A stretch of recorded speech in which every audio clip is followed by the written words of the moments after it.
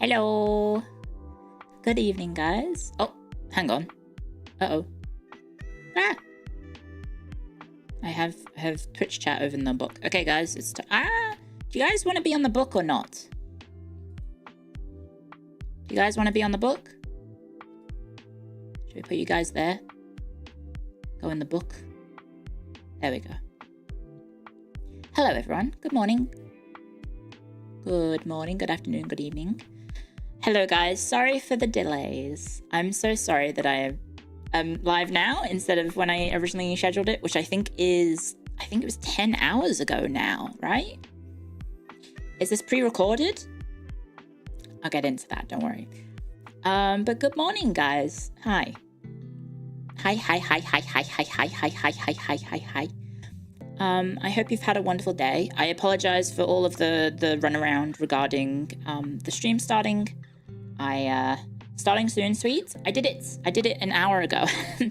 I made sure to tweet an hour ago saying that the stream would start in an hour, so I think that covers it. I think that does. Look at me, I'm getting better. Also, I have something more as well. More improvements on the Clio streaming on YouTube arc. I now have descriptions on the videos. Guys, I did it. I have descriptions in the videos now. So now you can see all the important information. Yippee! Yes, today will only be YouTube because I don't like doing short Twitch streams. I'm not a fan of short Twitch streams, so tomorrow we're going to be playing EU5. It's weird now. It's really weird that I get to actually announce, by the way, EU5 is real. But yes, EU4 is no longer the most recent of EU games, and I get to talk about it today. Isn't that exciting? EU5 during an EU-friendly time. So yes, for Twitch friends who aren't here for whatever reason, time zones or whatever, I'll be going over it tomorrow. I might have some restrictions on footage. Paradox has been very gracious, very, very gracious with allowing me the access, and as well as all the other content creators. But it does come with terms and conditions, and one of them is that I am allowed to show this today. I cannot talk about it. I can't show footage tomorrow.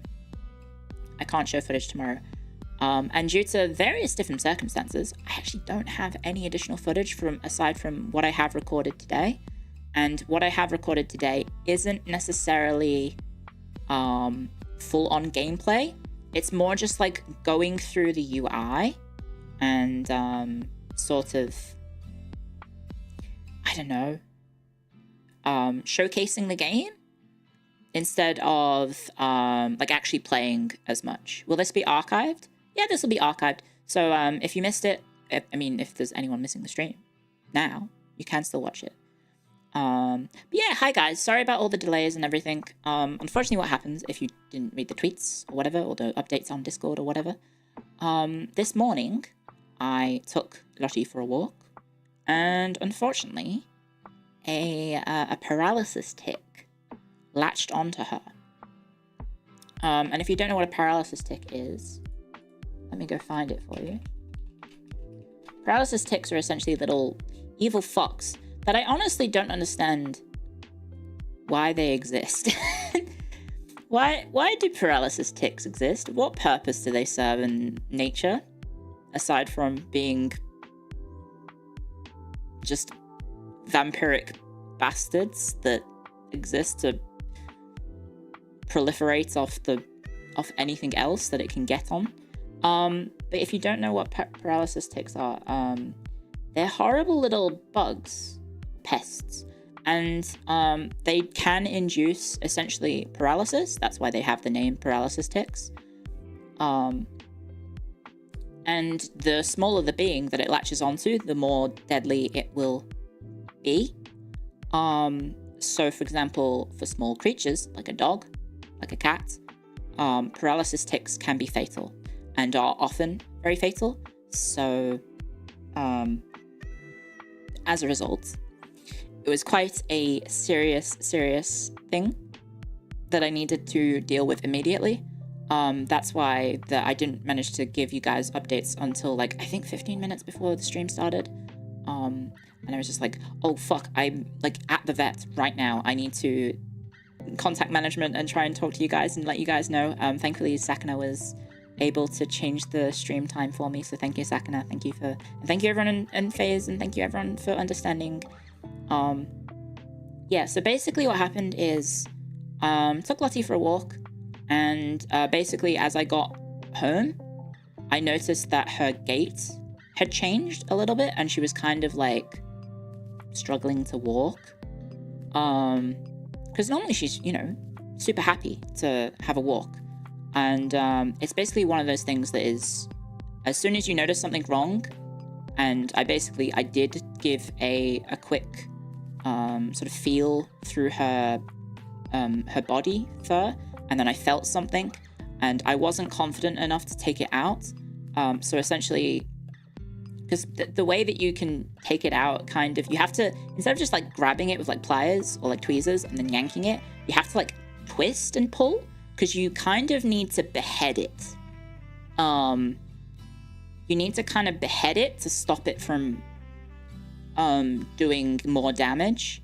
But I wasn't confident, and luckily I was like approaching the house at the same time, so I basically just screamed at my roomie, hey, I need to borrow your car right now. Hopped in their car, and then I went to the vet and was like, help. And obviously, thankfully, the vet was able to just immediately come and help, because yeah, basically it's one of those situations where if you leave the paralysis tick to do its thing, it will kill animals. It can seriously fuck up a child, like a human being. A paralysis tick can really fuck you up, and it can actually do pretty serious damage to a fully grown adult. So it's not something you should ever take lightly.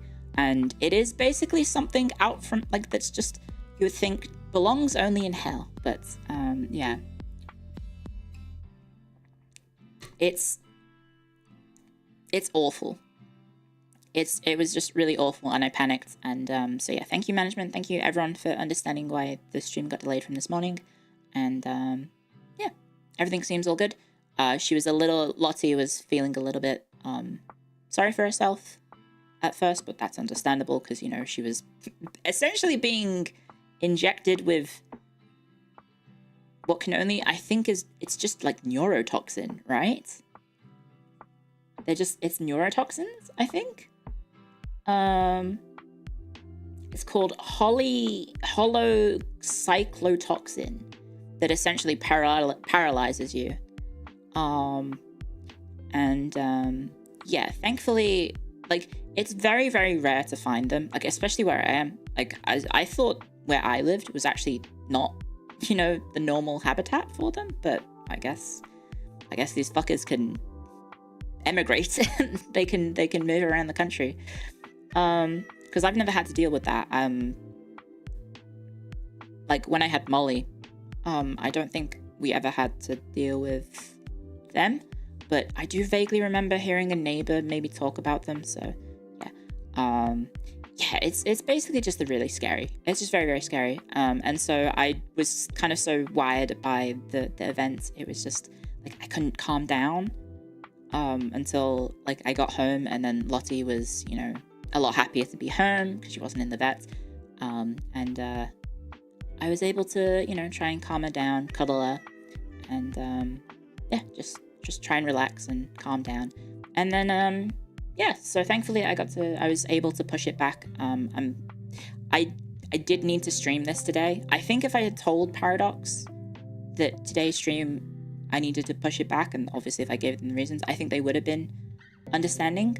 But I am essentially getting somewhat of a unique experience with this situation as a streamer, as I believe every other content creator, including the other streamers, have put out pre-recorded footage. So I do have somewhat of a unique experience where I get to put the video out on stream. and I get to talk about the game on stream, and I get to, you know, showcase it all, and I can pause the footage. If you guys have any questions, I will try and answer them. But I do have some various, sorry, the video started playing. I do have some things that I do need to, I guess, go over first and foremost. So as part of the agreements, essentially, I do have to watch the EU4 announcement video that is about 30 minutes long. So we will be doing something that I don't normally like to do, and I apologize. We do have to do some React content. So I apologize in advance. I do have to become the React streamer where I have to go, oh, ooh, ah. So I intentionally wasn't going to watch the reaction video from last night, so I can have an authentic reaction today. So yes, I'm not a fan of React content. I personally don't like it because I also don't think I do a very good job about reacting it. But yes, I have to be a React Andrew, I believe is the term. I have to react hard enough that it warrants the reactions. So yes, I apologize. Joins phase gets forced to do React content. No, it's just the unique circumstances in which I have found myself with the EU5 stuff. And honestly, if I have to watch a 30-minute video, it's fine. I'm fine. Like, to get to do this stream and have early access in the first place, if I have to watch a video for 30 minutes on stream, I think that's fine. So please bear with me whilst we do that. If you've seen the video before, no spoilers. And also, please don't click away, because I imagine it might not be as interesting. But you might hear me gush about, I don't know, history. I might be extra cute. But yeah, I mean, kind of a weird day. Aside from all of the EU4 and EU5 stuff, I have a new head of faith, guys. I have a new head of faith. Let's go! And the most surprising part of it is it's an American guy? I believe he's like American Peruvian, right? That was so strange. That was so strange. There's a game in this Zatsu. There will be game footage in this Zatsudan, but I felt like I wanted to, I don't know, just catch up with you guys because I didn't get to stream all day, and I feel like I go a little bit stir crazy before I get into if I don't stream for a long time, I kind of do go a little bit stir crazy, and as a result, I just want to kind of like chat for a little bit, and then we'll get into the content once I guess enough time has passed, because I think it'll give enough time for people to tune in and hopefully pull up a chair, and because I imagine the timing of this stream I think is a little bit awkward for a lot of people. I think for Americans, good morning. I think it's very early for you, right? It's like, is it 6 a.m. on the East Coast and 3 a.m. on the West Coast? And then for Europeans, I think it's quite early as well. Isn't it like 10 o'clock? 10-ish? 10 a.m.? 10 and 11, 12-ish? So yeah, I apologize for those two markets. It's probably going to be a little bit awkward. Obviously for you Australians, you're probably having a great time. It's 8 p.m. Hello, Australians. 12 p.m., 7 p.m. gang, 7 p.m., 6 p.m. Cool. Hello, everyone. It's 11 a.m. in Ireland. Yes, so I imagine some of you guys might be in work. I hope you're having a wonderful day at work today. Guess what, guys? The work week is almost over. I mean, if you're in my time zone, it is over. But yeah, guys, it's the end of the weekend. Yay! You've almost made it through. What's that video again? We've locked up our sheds. We've put away our tools. Let's go have a pint in the pub. Yay! So yeah, good morning, guys, or afternoon, or evening. And yeah, it's been a very strange day for me. Because obviously I had Oh, I need to unpin the comment, don't I? I can unpin it now because obviously the stream is live. Yeah, I don't know. I didn't get to talk to people on a microphone for a day, so, or I guess most of a day, so I went a little bit stir crazy. I like talking to you guys, so yeah, Bosch, he says, oh, Bosch. That's it, right? I forgot he says that. Yeah, it's I kind of get a bit loopy when I don't get to stream regularly. And obviously, leading into debut, I didn't get to stream much, as well as the fact that we also had to stop streaming altogether prior to the announcement, or after the announcement, rather.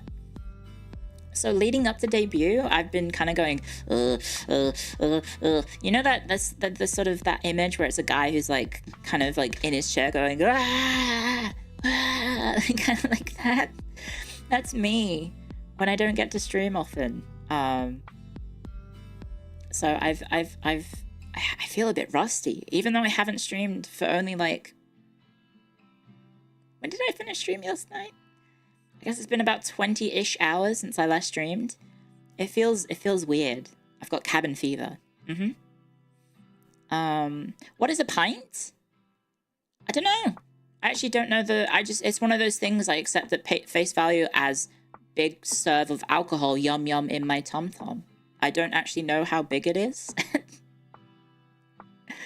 I don't know how big it is. That's a weird learned behavior. It's just, I like streaming. I like doing my job. And it's fun. And I get to have fun and spend time with you guys. So, you know. Unironically, I enjoy spending time with you guys. Please don't arrest me for the crime of enjoying streaming and chatting with you guys. It's 500 milliliters? Oh, okay. I would have thought it'd be bigger. I guess 500 is fine. Probably don't want to go around having like a liter of beer. But I could crack open a cold one later. Maybe after we've done the video, an announcement, and I can chill. But I don't know how long the stream will go for, because obviously I do have a structure that I do need to follow. I do have a structure that we do need to follow, so we'll have the reaction bit, and then I have my 30 minutes of footage, and then I also have notes, because I wanted to write down and try and be concise with my thoughts. Because I'm streaming this, I do have special circumstances in regards to how I get to present it. So obviously with the YouTubers, the other content creators, they have put out content already and it's on YouTube. So you can pause that whenever you want, but you can't ask the person directly live like questions about it, right? So we are in a unique position. Thank you very much, Paradox, for letting me do this. We are in a somewhat unique position where I get to do this and I get to pause the video. So if you have anything that you want me to stop on, please type it clearly in the video and I'll try and rewind it, because obviously YouTube does have a little bit of a delay. So I should be able to hopefully do that for you guys. Hopefully. And yeah, so it's kind of one of these weird, like almost fangirly moments where, like, obviously I've been grinding EU4 for a while as a content creator, but the fact that I am such a huge fan of the game, and then all of a sudden, oh, by the way, I get to play it in advance, is kind of like a fever dream. It's like a dream come true. And I know that some other content creators got to go an even further step beyond that, in that they're featured in the advertising campaign for it, which is kind of sick. It's kind of sick. So yeah, if I can fangirl a little bit, but yeah, I get to show you guys the new game. But yeah, I've tried to fill the time today, aside from obviously preparing for today's stream, because I had to edit the video together, because there is a hard limit of 30 minutes of footage. If you didn't notice, all the other content creators, their videos are basically bang on 30 minutes long. I am subject to the same restriction on footage length, but I am allowed to pause and, you know, try and, you know, talk about things. But I can't abuse that too far, so I can't stretch it out. I think the... Let me just double check the message I got from the Paradox rep. Just do not make it excessive, like going over 1 hour to share the video. Okay, so I think I'm allowed to pause and comments and stuff, but I won't be able to stretch it that far. So thank you again, Paradox. Thank you very, very much. How was Venice? Ooh, how did you know that I've been playing Venice in EU4? I'm EU5. What possibly gave it away that I've been picking Venice, of all countries, in EU5? What possibly could have given that one away? Oh, one sec. I realize I have some tabs open that I need to close. Yeah. So there's a lot of videos out there. Oh, sorry. Mail on stream. Sorry, I had everyone's videos open because I was double checking all of their comments on the game to make sure that I fact checked myself. So sorry, you just randomly heard a little bit of flurry worry then. Apologies.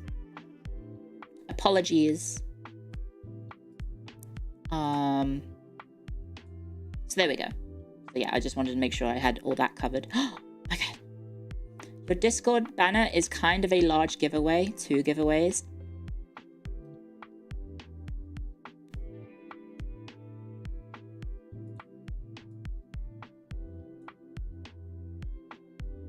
Good point.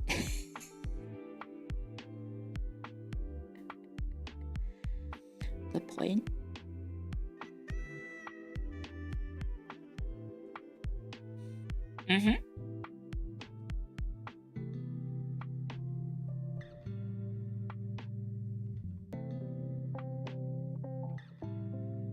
How are we doing on time, by the way?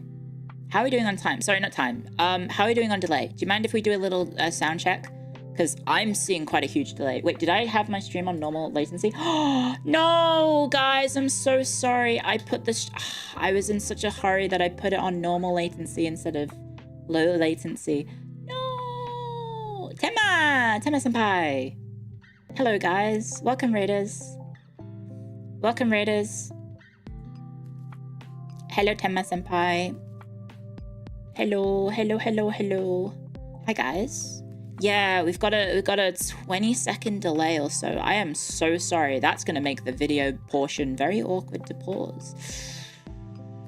Oh, I'm so sorry, guys. My bad.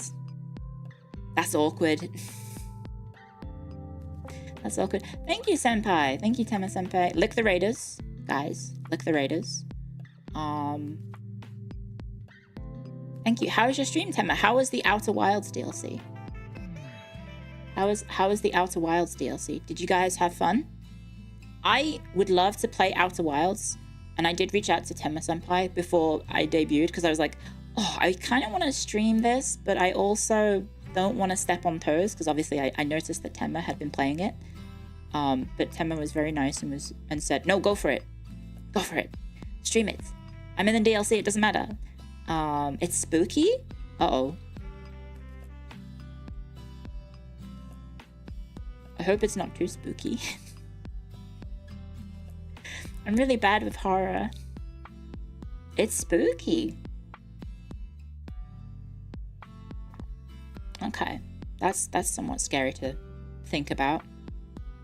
Paywall it. Yes. I remember your advice, Tema senpai, about paywalling backseating. Paywall the backseaters.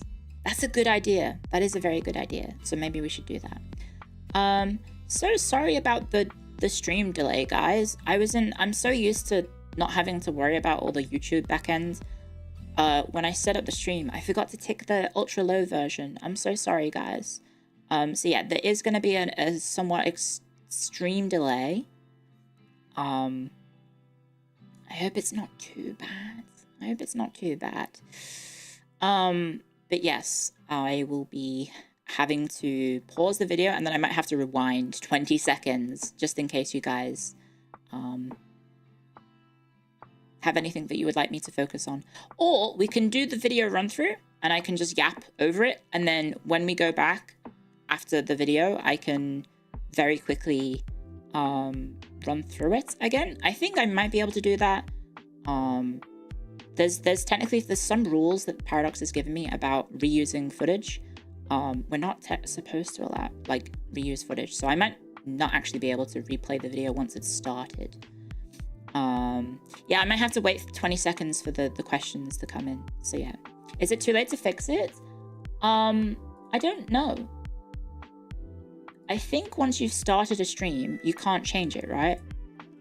I don't know if it's... I can ask in the work Discord.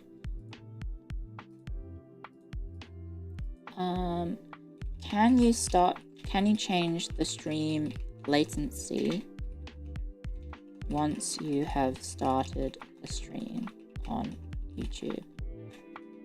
Got. Just restart the stream. You could just restart the stream. On stream, Flurry showed his video in the entirety and then yapped. Oh, okay. You would have to restart the stream. Can I do that? Does that break the video, or does it become a separate video? I would need to make a new stream? Oh, okay. That might be a bit awkward to do. I think we might just keep it as is. It'll be a little bit awkward, but it should be fine. It should be fine. We're only 35 minutes in. There might be a way to change it. You don't want to disappear. I don't know. I feel like it's a good idea to maybe keep going. It's fine. It'll be the same stream. It would become a second video on YouTube. This is fine. Does that break the NDA? I don't know. I don't know. If you reconnect soon enough, it stays the same stream. I'll quickly Google it, sorry.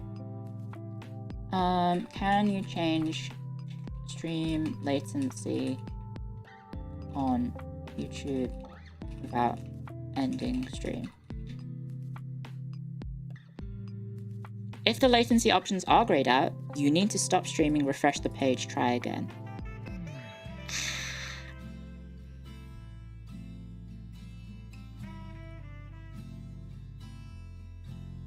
Oh well. Did your beret get bigger? No. It's not a beret. It's a beanie. It's a beanie. I do have something to show you. The community was a little bit silly. If I can find it. Actually, no, I did save it locally. Hackstorian's got a little silly with the EU5 announcement thing. I will show it very quickly. If you would like to direct your attention to the stream. If I can find it. Here it is. So it's the EU5 announcement art. It's the key visual, but every single person and the globe has been Clio-fied. So they have my hair and my beanie. It's a beanie, including the horse. Including the horse. So everyone has a beanie on. It's very, very funny. So thank you. Thank you, Hackstorians, for making this. This made me laugh. Everyone's wearing a beanie. Because it's a beanie. Let's put that one away. The Clio DLC. I doubt I would end up in-game. It would be cool. I don't think I will. Because I'm not a historical figure.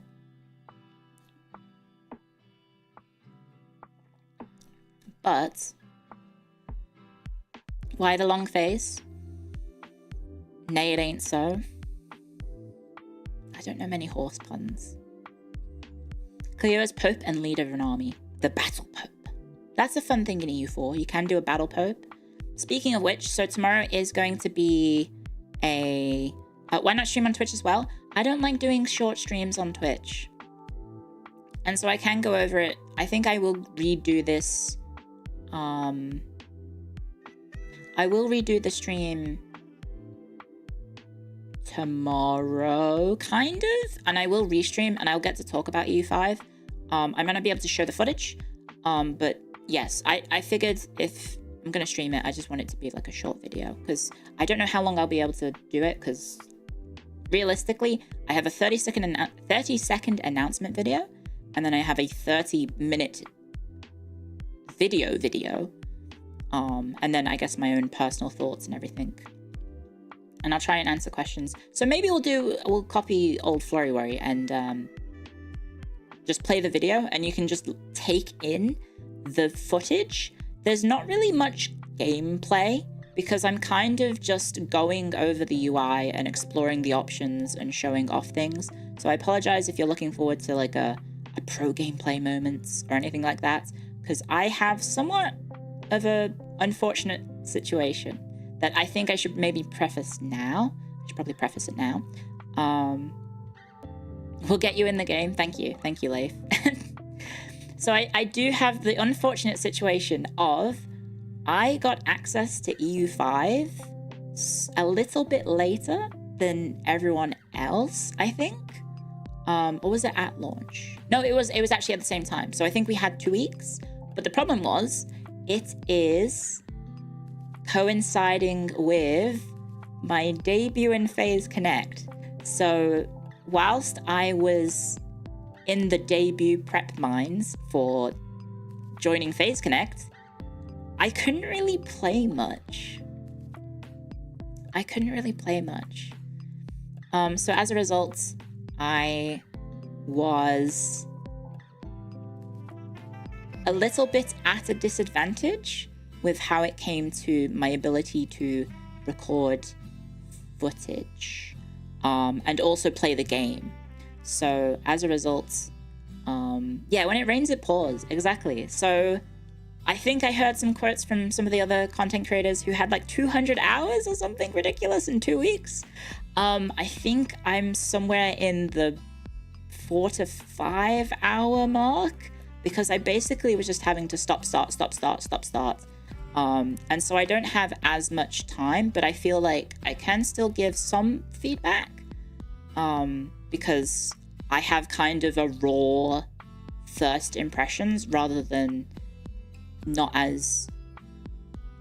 I know that sounds a bit weird. I don't have as much nuance as the others, so I kind of have a more of a first impressions rather than like an in-depth perspective on the game. So I hope in the future when Paradox does... also, something kind of unusual was last night during the stream when I was playing Kenshi. I had the pop-up on stream. Well, on Steam, sorry. It was on Steam, not stream, thankfully. And it literally just said in big text on my stream, your access to Europa Universalis has been revoked by the publisher Paradox Interactive. And that was just a giant pop-up that automatically came up during the stream. Thankfully, I don't have like window capture on. I had game capture on, so it only captured the game rather than the window, and so it didn't show on stream. But I did almost shit my pants because I was genuinely terrified that I had just leaked about, I guess it would have been 5 hours early, that I had Project Caesar access and that a lot of other people also did. That would have maybe ruined everyone's like secret and surprise. So that would have been bad. So that was very close. Almost ruined it for everyone. Yeah, that was the thing where I went, oh no! So I've never had that happen before, especially live on stream, where they just take the access away.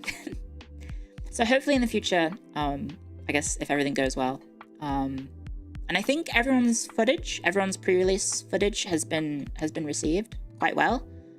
So hopefully, fingers crossed, this all goes well, and hopefully, thumbs up that. Oh, I've lost my track of. Where's my notes gone? Uh-oh. Uh-oh. Oh no, we're good. Aha, sorry. I had 4 different Chrome tabs open, like different windows of Chrome, so I needed to consolidate them because I don't like it when I have lots of different windows open. When I could just have them all as tabs in one video, in one session, I guess. It scares me. Can we expect an EU5 collab with Matara Khan? I don't know. If I can help get Matara early access, I'll try. Because I want more people to play the game. Yeah, I don't know. It'll be fun. I'm really looking forward to the future, and hopefully this all goes well, and Paradox will be giving me a thumbs up for today, and hopefully they'll like it, and then I'll get included in the future content, because then I can get more time to play the game, because I definitely want to get my teeth into projects. Nope, sorry. Force a habit. I want to get my teeth into Project Caesar. No, I said it again. Europa Universalis 5. I can say it now. Europa Universalis 5. Europa Universalis 5. Europa Universalis 5. Europa Universalis 5. There we go. You can't wait for the game to come out, and then every stream will be UE5. I don't know if I'll go full force into it. There was a little leak. I did hear about that. I did hear about that. I got a DM from an anonymous source who said, bruh, it's been leaked. And I was like, uh-oh. That's not good. I hope is it Lambert? I hope he doesn't get in too much trouble. Yes. This is how I maintain the NDAs. Opinions on Austria as a country in the game, or like just in general? I like Austria. I've been to Vienna. I've enjoyed a what are they called? Big schnitzel. I went to one of those famous like old schnitzel places where they give you a big plate and an even bigger schnitzel, and it like flops over the side of the plate. He's been executed. Okay. Yeah, it was a giant schnitzel, and then somewhat insultingly, they come along with a small bowl of like 4 leaves of salad, and it's like, this thing is like bigger than my torso. I might need a little bit more than 4 leaves of salad. I think it was like 4 leaves of salad and then like a baby tomato. How did you eat that? I was traveling with my sister and we went halves.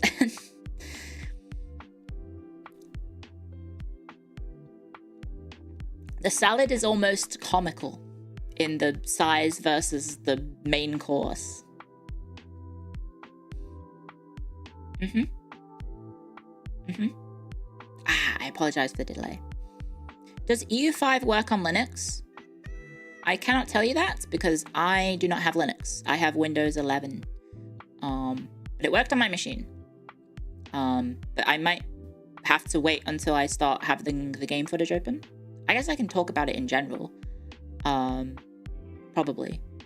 Very importantly, the game is a work in progress. So all footage is still WIP. Things are subject to change. So I think some assets, for example, are kind of in like a placeholder sort of situation. So what you're seeing isn't final. Don't worry. And I think Paradox in general does want your feedback.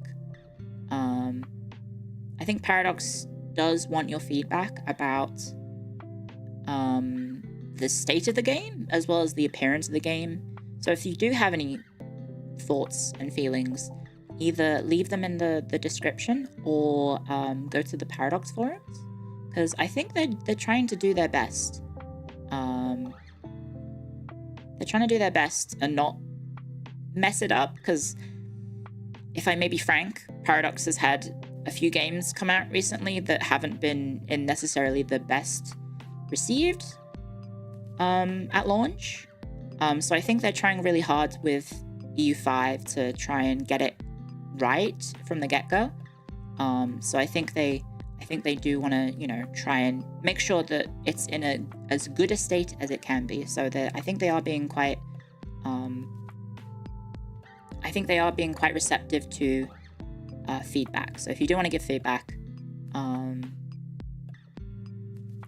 you can. That's it. I'm blacklisted. No.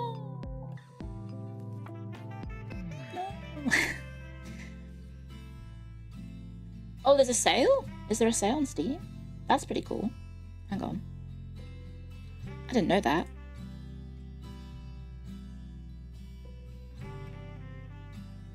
Let me check. Oh, it is. Everything's on sale. Cool. Guys, this is your mandatory Clio shills the games that she likes. Go buy EU4. It's cool. I promise you it's cool. It's cool. It's cool. I like it a lot. Oh yeah, it is all on sale. That's cool. I'm glad. So yeah, if you have any Paradox games that you're into, don't forget to check out the sales then. Okay. How are we doing on time? We're 45 minutes in. I think we should be good to maybe start our reaction portion of the stream. I think we've had a good time, hopefully, getting everyone into the stream. Hopefully we can start the reaction part. So I might do everything on the gaming screen. Hopefully I don't leak anything if I do this. Am I about to leak something? I am! You didn't see anything.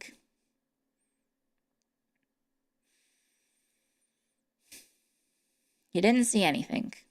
Give me a sec to set up, guys, because I'm going to be window capture, Chrome. That's my backend on YouTube. There we go. I'll full screen this, and then hopefully this works. Not the YouTube studio. There we go. Oh, I'm in front of it. So I need to uncrop it. Give me a sec. Oh, this is going to be way too big because I'm using my other monitor.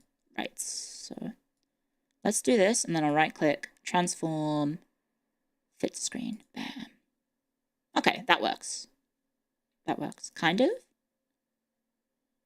Actually, no, it doesn't work. It looks weird. I don't like it. It looks weird. Are you in front of the... Oh, it's in front of the chat as well. Okay, let me move chat up a bit. There we go. There we go. You guys can see it. Map confirmed. Map is confirmed. So I will try and do my best to reply or like answer any questions you may have, but I cannot guarantee that I know the answers. As I am very much a novice. I think all of us are definitely novices, of course, because, you know, we only had, I think, 2 weeks with the game. We only had about 2 weeks. So as a result, it was not too much time. Not too much time to play it. I had even less. I had about, I think I said 5 hours, yeah. I think I had about 5 hours, and so, funnily, one of the playthroughs that I did, because I didn't know what I was doing, like, the first time I played the game, I launched it, and I was just overwhelmed instantly by everything that had changed versus EU4, and I was just clicking on things, and then I was like, oh, fuck it, I'll just launch the game, I'll just start playing. So I unpaused the timer, my Doge of Venice died first month, and we became a monarchy, and I was like, what the fuck just happened? What just happened? I somehow blew up Venice so fast that in the space of like a month, the Republic of Venice was dead. Long live the monarchy of Venice. I don't know how I did that. It was impressively bad. It's very, very different. And so it does take a hot second to get used to, and I don't think I had enough hot seconds to really get used to it, but I do want to, you know, I do want to sink my teeth back into it in the future, hopefully, and we'll be able to get a bit better at learning the game, because I'm really hopeful. I am very hopeful. But that's jumping the gun, because guys, time to react. It's time for react content. It's time for Clio watches a video that's 34 minutes long. So I hope the react bit isn't so boring. I hope the react bit isn't too boring. I'll try and do my best to make it entertaining. But I haven't seen this yet, so I don't know what to expect. I do not know what to expect. So I'll do a sound check, guys. Here we go. Let me know how loud it is. Up. Hello everyone, I'm Johan Anderson. Do I need to turn it up? I just realized there's a 20-second delay for you guys. Turn it up. Hello, Johan. I like his sunglasses. Turn it up. He's quite softly spoken, so he is quite quiet.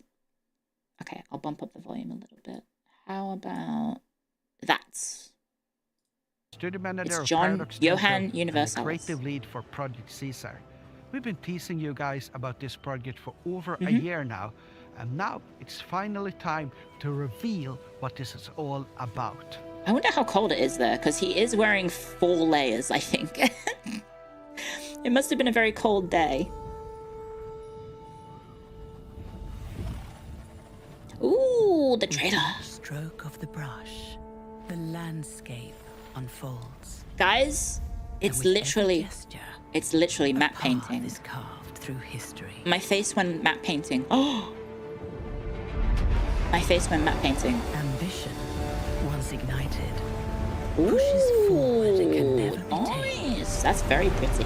With every line, That's very a pretty. new horizon. Look, Drawn Hearth, from the Tasmania. wells of ancient civilizations, the landscape changes. Wheat? Was that wheat? The drive. Okay, 18th century soldiers. Painting with the sharp Ooh, reds that's so of pretty. revolution and the black ash of scorched battlefields. Oh shit, a big cannon. Legacy is forged. Is that the guns of Urban? Tracing the silhouettes Ooh, of pretty. warriors. This might be a little loud. Like fire Guys, across they're painting the map. Never before has the canvas stretched so far. They talk about canvases. Europa Universalis 5. It's matte Be painting. ambitious. It's matte painting. It's matte painting. Hang on. Guys, which one's better? Guys, which one's better? I did delete it from the OBS scene. Hang on. Let me add it again. Guys, do you prefer that version? Or this version? Which one's better, guys? I think maybe they should make a special Clio edition of Europa Universalis 4. They could call it Clio versus Cleopa Clioversalis 5. Yeah? I think it's got a nice ring to it. It's got a nice ring to it. Cleopa Clioversalis 5. Mm-hmm.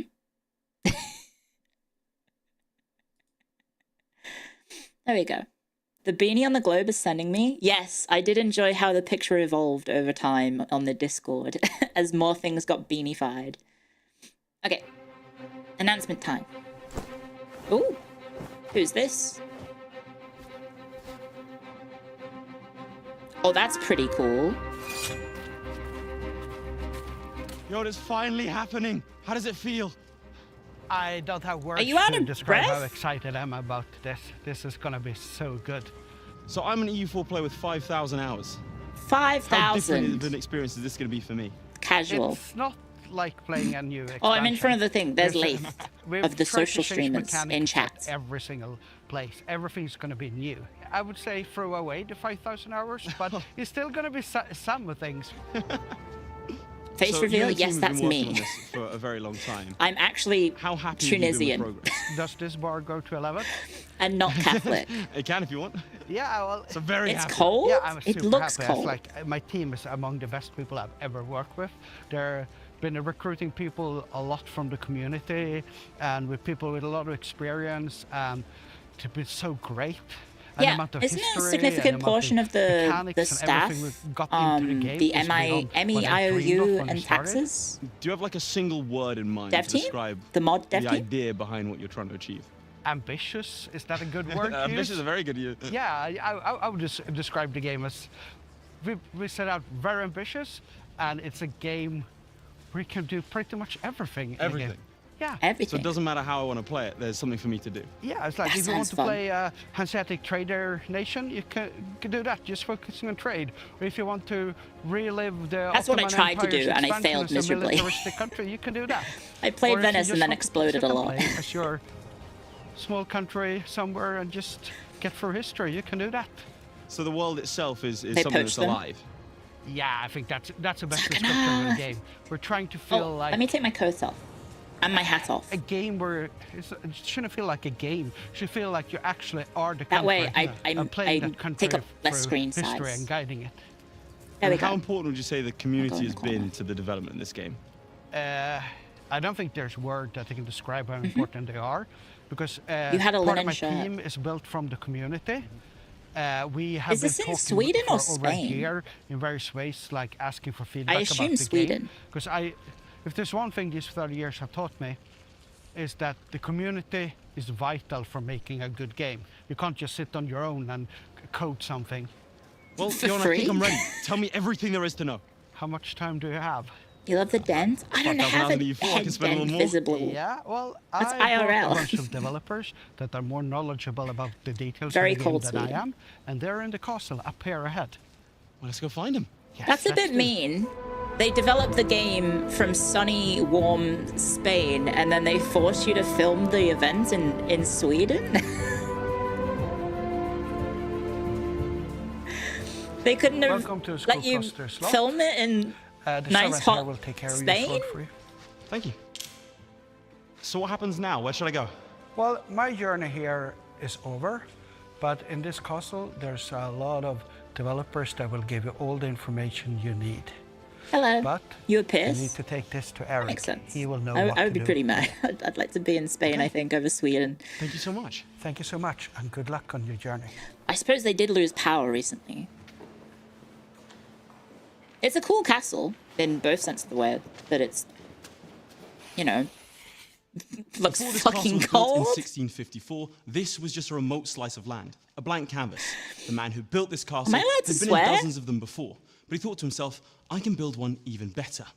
You've loved and you've lived Europa Universalis, but parrots have thought to themselves, we can build one even bigger and even better. Today, I'm going to take you on a journey to discover how they've done just that with Europa Universalis 5. Good script reading, Lath. Well done. It's cool that you got to keep the map.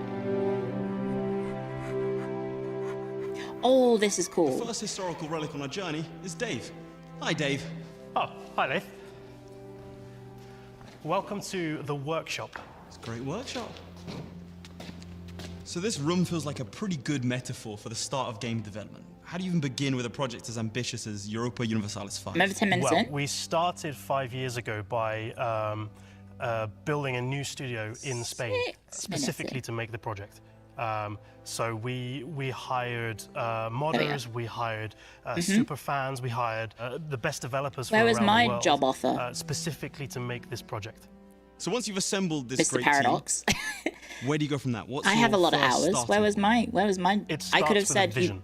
here's And my that vision here's came my from pitch Johan, and it as was I want to make game the dev of grandest strategy game. EU5. That includes everything from having from Make being Venice the most really immersive powerful. game we could possibly make, having a living world Nerf everyone where else. everything feels like it's impacting something else. It would sell like So hotcakes. you've taken all the buzzwords, you've gone historically accurate, dynamism, you want immersion. How do you take I'll be QA. those ideas and put them into a game?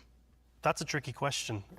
Maybe EU6. Yes. Well, one of the things you start with is making Exactly. concept art, so we can decide how everything In looks and 20 feels. What's the first 35. mechanic that comes to mind? What do you start with? Pops. which are population groups, groups of people. So, population, very for important. example, people of the same culture and religion band together into a single unit. And they can be anything from just one person to a million people, one of these units. So a single person to multiple millions and millions. So we're simulating hundreds of millions at the start of the game. We're simulating You guys like every person who was spreadsheets? alive in 1337. That's a lot of people. Yes. So the population system is tied I would be into curious to see everything that you do. where they How got do I their get numbers more of from. them?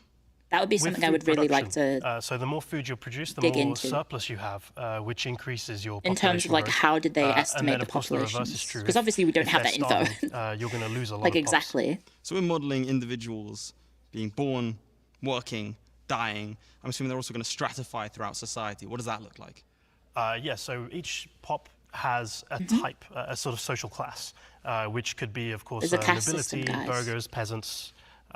They all have different They are jobs simulating? depending on which class they're in, and they also belong to different estates in your government.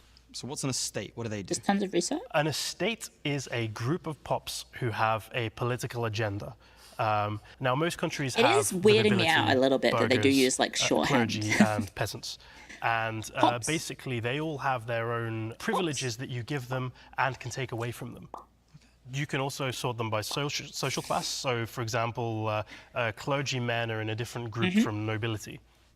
And that would be the estate system. It ties into the estate system, yes.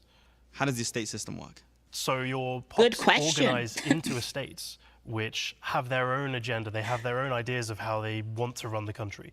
I wonder how scripted this The was. nobility decide they want something different to me. Can they just go off and do it? It depends. If you give them the right privileges, Is you Australia might in give the them game? the ability to I think build it's their own fortifications. uncolonised. As in, or I don't allow think your there are any peasants to arm themselves. tribes available So regardless of if I want it, if I've given them that at privilege, current state. they're going to go and do it. And I'm assuming Yes. that if their agendas and my agenda line up, that's going to benefit me quite nicely. I think so. But they don't always line up. That's the rub. It'd be very scripted. I think that they've managed to make it very. What is a privilege? You mentioned nobility building forts. What does that is what I'm look like looking in for. terms of other privileges, like with the clergy? So you could, for example, give had a your script and they burghers said, "No, control we don't over the need that." coinage. It's all about give Thank and you for the take, know. insights, by the way. You want to. You almost never want to give them Make me a privilege, jump. but sometimes Why did I read it that becomes out? necessary. So give me a context in which it's necessary. Why would I give out a privilege? Maybe you want to pass something through Parliament, and the I'm waiting nobility for say, chat to "We'll catch up." only let that if you give us this privilege." If the inverse happens and their agenda doesn't align with me, I need to either bring them under control or pacify them. Yes, if you're feeling confident, you can remove privileges from an estate. I don't think but you you need to want be to, sure 'cause that it's you're very in a good expensive. position to do that. So it's a constant balance. I need to make sure that they're happy, but not Like too 100 powerful stability, that I they think, kick to me out. take it out, Yes, right? exactly. Fantastic. So if I manage to do everything correctly, what does that look like? If you have a happy populace, happy estates, you have a prosperous nation, and that will allow you to go from this to this. Ooh, Well, I've done quite well for myself. good Well done. editing. Thank you very much. I will say, I don't think I managed to do that in the 5-ish hours that I got to play. I don't think I managed to make Venice prosperous. EU5 stretches from 1337 to 1837. That's 500 years of history. A lot happens in that time period. 1837. Okay. Talk me through how the game changes to reflect the changes in history. So we've It's nice that it's a divided round the number era into now. 6 different ages, and inside those ages we have different institutions, so that every slice of 100 years or so feels different from the previous one or the next one. Is much more about medieval fiefdoms and That was this something sort I of, was really looking forward old to. order. But by the end of the game, you have the Industrial Revolution. Prices of coal go up. People are using more modern technology. Let's talk technology. That was one of the things I was looking forward to about EU5. How is does the that technology system EU4 doesn't really work? talk about. So once you've It's like the embraced end. an It's like the tail end of institution, that medievalism, unlocks or the medieval brand new society. technology tree. And So players can the fact choose that to we go get to down spend that more list time and in that, unlock, I was really looking forward specific to. things from that tree. So you mentioned institutions. What exactly are they? Much So love. Thank an you. institution is an idea that spreads. For example, it could be the quest for the new world. which changes the way that you can explore. I love the music. Oscar. I'm assuming that's not a real So exploration swan. was a big thing during this era. I'm assuming that's also modeled in the game. Yes. How does that work? So once you reach the age of discovery, you might want to start looking over the oceans and to decide to colonize distant lands. So I'm acting like I colonization, how does haven't that seen work? this So in any game. country can colonize, and it's a lot easier if you have Quest for the New World institution embraced. Okay. But That's cool. colonization essentially allows you to take unclaimed territory and absorb it into your empire. That's something that So I'm looking any country forward can to. colonize. I don't have to be a specific nation to colonize. Exactly, exactly. How different does gameplay vary from place to place? The games vary quite a lot depending on which country you choose. That's one of the things I was concerned about. You're impacted so much by your setup, what pops you have, what terrain you have, Swan and just what blinked. neighbors you have. But every playthrough is going to be different if you're playing with France against Flanders. But I'm not locked in, am I? I can take the starting position of France and go wherever I want with it. I could colonize, I could fight, I could focus on the economy, I could focus on trade. Exactly. React harder. It's not railroaded. I'm you trying can not to choose which be path too you want. So talking you can over take France as a Because big trading nation, or it's a you little rude could of me. just conquer your neighbors. So the big Send your takeaway convicts is to that it is Australia? a living world. Exactly. But in order to I suppose achieve I what do we've need been to talking react about, harder, to do though. any of the scenarios we've gone through, I have to take care of my population, right? Exactly. Your population. I haven't figured that influences bit out yet. every decision you take. Your population is your economy, and Yes. your economy is your population. It's a huge change to So, the population system. you have to look after them if you want to lead your country to wealth. Well, here's to wealth. Here's to the wealth.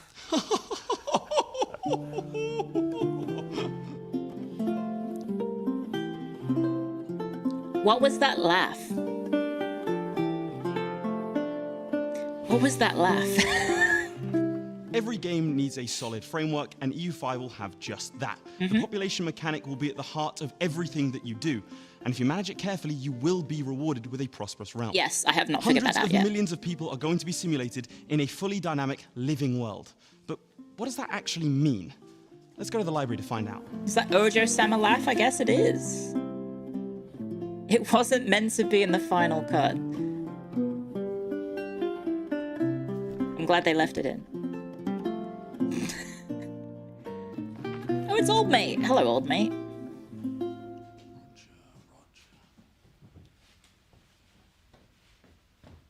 Archives, guys. That's my job. It's the archives. It's a library. It's the library. gonna It's the complicate the archives. Fair enough. That's where I work, Can you guys. tell me about the living world? Living world means that things don't come out of nothing. It's the population that live in the locations which produce the goods by working in the resource gathering operations, or RGO for short. And then those goods are used in other buildings. What are those? How do I build them? How do I use them? Buildings You're are laughing. in locations, and there are many types of buildings that all of them do different That's things. me. Yep. But in general, they will take resources to maintain and to build, and some of them will produce other types of goods. And they will employ the population to do that. What would I do with those goods? All the goods produced, both raw resources and refined goods, go into the market. And from there, they are used to supply the needs of the population and the needs of the buildings. System What is a market? is kind How does that of work? Yeah, it's a difficult concept. taken from the Imagine key, you're correct? playing as England, for example. You have a market center in London. And so this is that what I will really struggle to attract get to grips the with. locations around I really to struggle. the London market. Locations will be pooled towards one market or another, depending on the conditions. And all the locations belonging to a market will get the resources from that market. So if another market has something that I don't have, I can trade for it. Needs of the Yes, population. Exactly. If you need some good in your Your market people that you don't demand have things and you access have to get it to you'll them. have to make a trade deal between any two markets that It's literally just Vicky Theory. you have access to. Let's say a location is in the market of Scandinavia, let's call it. Is that permanent or can they shift? Now, markets are completely dynamic. Every location will belong to a market or another market, depending on different factors. And markets themselves can be created and destroyed completely freely. Well, freely. They have a cost. So I, as a player, can both create and destroy markets under my control. I would never have to do that because I'm playing Venice and only Venice, for example, and I have the if you Venetian are market. Playing in Sweden, and you don't have a market because you're trading in the market of Leuven. Vicky 3 is less trade but more economy. And you see It definitely more has shades beneficial of for you to have a the market Vicky in system, Stockholm. though. You can create a market in Stockholm. Yeah, So trade regions. in this Stockholm market, let's say I wanted something like legumes. How could I get it if it wasn't already in my market? If you want some good that's not in your market, then you'll have to make a trade deal. A country can make a trade deal between any two markets that they have access to. And It is an interesting system, especially the fact that it's dynamic the stockpile and that you can that market create to stuff, the market right? you're moving. So if I'm Sweden, I can have Danish provinces in my location. It's kind of crazy that you can just like destroy them. The Danish and make them. locations will be used in your market. So if I'm buying Legumes. goods and selling goods, what determines the price of those goods? Trade deals have a cost based on the distance between the markets and also depending on the price of the specific good. Each good have a base price and also It's kind of like real life. modified The distance depending that things on travel basically tends to supply and affect demand between because the of like different fuel and markets they are stuff. being traded. So if a good is very abundant in a market, it will be cheap. And if it's not that abundant or basically scarce, it will be expensive. Okay, How do I get the money to then buy that goods makes at the sense. lots? This all makes Countries sense. can gain income from a variety of The sources. create and destroy but the thing main was in one EU3. is basically Ah, my first one was taxing your EU4. So. population. However, you won't be able to completely tax all your EU4 population strays from the formula. because Okay. it will depend on the control you have on the locations. So what's control? Control is numbers, an innit? indicative or basically the amount of power. What's that your favorite country EU4 has nation to in a play? location, Yes. and it will irradiate from your capital. You have your cabinet to increase control if you want. This is what How I kind can of I forgot gather about more taxes from like a whilst playing. location? But the main tool that the countries have at their disposal I kind of is the forgot cabinet. control. That gives me an idea. Thanks, Roger. I kind of forgot about it.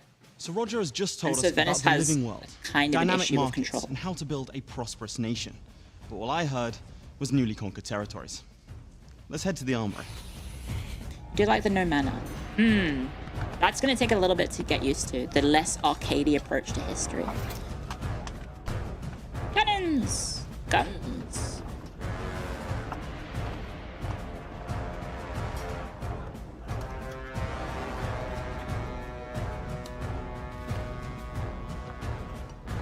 Oh, Eric! Welcome to the armory. Eric, the UX designer I've been and given this map. coordinator. I think it's finally time we show them. Let's do that. Let's see it. This is a map of 1337, but how accurate is it? Well, Leith, I would say this is the most accurate and granular map we ever made for a grand strategy game.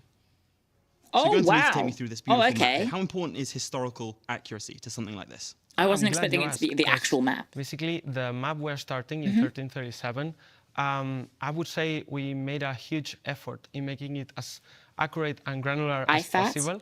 Who are you which calling fat? That obviously has its challenges. The heck? For example, in the warfare end of things, since now the diversity geographically wise is huge, so a lot of things There's can no New impact Zealand? the outcome of a war. So Perfect. basically what we are talking here is that, for example, let's say if you had a military campaign in something around the Caucasus area over here with Armenia Ooh, I like the and little the figure. potential rise of Ottomans and this part of the world, what you would encounter is that it's a very steep place with sort of very thin areas to go through, and that obviously you might feel it like it's an opportunity. But sometimes it's not. Is that Sometimes a it's a trap. It's a huge trap. Spanish By that, accent? which I mean is that things like, let's say, Just trying- I'm rivers, playing Ethnoguesser mountains, right now. straits, those definitely can define the outcome of a battle and potentially the outcome of a war. So you have to be very careful with how you treat your movement of troops in the map. So before we even get to war, what kind of preparations do I need to make to supply my armies? I would say, first of all, Food. that going into a war is He not is Spanish. easy at all. Okay. And yeah, you can be challenged in case they declare to you if you are not prepared. It's In interesting case that you the are Spaniard is the want to one be the aggressor, I would say wearing that the the first thing to least consider is building a war layers? chest. That would be You would for expect the starters. Spanish person in But cold also Sweden to you be the one wearing the have most to layers. Be very careful with the production game loop of things, because at starting date, He's just flexing on all the basically Swedes you wrapped rely up in a like lot 5 into layers. raising levies, and those levies come from population. And the thing is that this the population, population very is the important. one that's responsible for the outcome of your buildings. So what I'm saying here is that when you start a campaign in 1337 and you raise all your levies, you're making your Isn't that buildings true? empty. Part I of them. see. So you're telling me that if I raise all of my levies, get into a bad battle, and my army gets wiped out, I'm also wiping out all of my populations at home. something there's I'm no really one to scared about. work in the fields and all the buildings. Just taking a bad that is battle and my correct. entire population, my Yeah. working force is just When you're talking about gone. military objectives, what are some of those military That's objectives? scary. Can I tell an army to go siege? Can I tell an army to go engage other armies? How does that work? Definitely. Like, No more for death starters, wars. there would be one of the Until professional most, soldiers, I guess. used, I assume is going to be the carpet siege, which basically is the one that allows you to make I a lot believe of the your automation armies systems go are straight towards pretty the forts good. of your enemy. Right? So you don't need to be micromanaging on Not that obviously regard. perfect, 'cause and that obviously the game isn't going to be able to has simulate human its pros and its decisions. cons. But Like, let's say you are too lightly on these tools and you use them a bit too much, maybe you are not defending your own country, because there is a military objective to defend your own lands or to call everyone the serfs? back. Well, that's what to we're defend. talking about. But if you are just using the tools in an aggressive way, Mercenary it's meta? probably gonna screw you Yes. up when it comes to the mercenary enemy. is very powerful. So let's say, hypothetically, I am an Englishman, Yes. and I want to What a press my surprise. rightful claim on the throne of France. What a surprise. Can I use my superior navy and sailing ability? Definitely, definitely, 100%. Like, navies in EU5 are meant to be, first of all, for movement of troops. That is a huge thing that helps the troops to move around, but also it supplies nearby armies. So that would be something to take into Oh, account. okay. So I naval would also add to supply. this that if you, Naval- as an navies Englishman, can start, resupply your let's say armies. you go with another one, and you go Okay. here, and you start going deep into French territory, thanks to your navies, basically, what you would get is that a I'm lot curious of the to see locations how in France, effective when that you is. occupy them, you can basically get their food. So I can live off the land in France. Yes. Ideally. That's the- Ooh, okay. that's the So you thing. can loot And also, like, it countries goes and both ways, keep 'cause yourself you get afloat. the food of the enemy, and that means the enemy doesn't get that food. So that is pretty good. Well, I mean, that's a pretty common tactic So you throughout mentioned history. that wars are Burn won the and fields, lost according to starve out economy your if enemy. you're out too long. How do I win a battle? Winning a battle can be decided by a lot of factors. First of all, as the most usual one, if you have the biggest army, you probably will win. But the thing is that this game doesn't assure you that. So the different factors are Terrain. size of the army, Yes. professionalism of the army, Yes. the general, the terrain, Yes. and beyond. Yeah, I would say supplying your army with I will food. say, if an army has low morale in the 5 due hours to I played, low, I did not food fight a supply, single battle. Then it's another factor to consider. An So if army they're starving Because to starting death, a they war can't fight. seems very difficult. basically that. So what are the potential ramifications of starvation then? That your entire army could die of starvation, which would be a very bad outcome, I would say so. And that means Yeah, probably that sounds bad. the enemy will be super happy about it. So, but yeah, in order to supply your army, you would have to consider, first of all, supply depots. That's something you have to get Okay, from so that's gonna be an locations important in order to, factor. especially if 'Cause your that wasn't campaign really used is that long much, and you are really, very supply deep depots in into the EU4. enemy land. And there's some countries here that I would say are huge in terms of territory. Let's say you start as Morocco and you want to invade Castile. So Yep. the more you get into the That's a lot of specific, castles in southern territory, Castile. the more you might be punished unless you prepare. How many castles was that? So if I'm Tunisian Yes. and I want to invade Castile, Yes. the deeper I go, the more I need to consider supply because I could be cut off. Yeah, that's pretty much it. But not only that, because if you don't make sure I'm assuming the rules your of occupying own territory country helps with your is supply safe lines, right? In terms of occupations, then you could face another problem, which is that your enemy cuts down your supply. And that would mean that at the end, you wouldn't get that much needed food. Let's say I have a weaker economy than my opponent. They're going to win. Am I able to secure quick tactical victories in order to beat my opponent? How can I take their resources away from them? Okay. That's a good question. That's a very good question because there's a lot of opportunities. For once, the map we have in this game allows you to browse very carefully which enemy locations might be producing from the land the goods that are meant to supply their units. Oh, okay. So I guess a smart choice. Let's, for example, That's choose kind of like the Hoi Golden 4 Horde. then? So Right? Golden You Horde can relies target- heavily on horses, as we You can all target know. specific So if you detect areas. the places that have horses in it, and you are quick enough to occupy those, you're Correct. basically decreasing their chances to Yeah, fill okay. up their ranks once they have some losses. And that would benefit you a lot.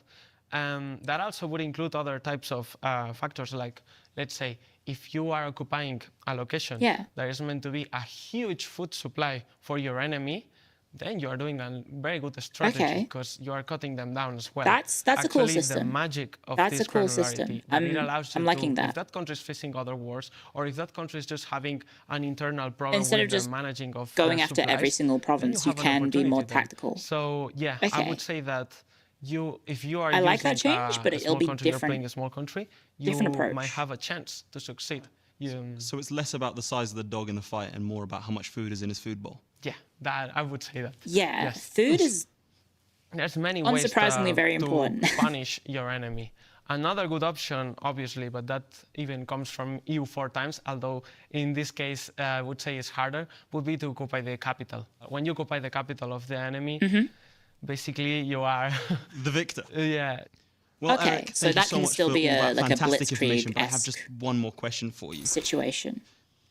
How many princes are there in the HRE? 329, right? Eric? It's 329, right? So Eric left before I could get all the answers that I wanted, but fortunately I know somewhere else that I can seek guidance. 380. I believe at the height of the HRE, there was 1,800 HRE members, right?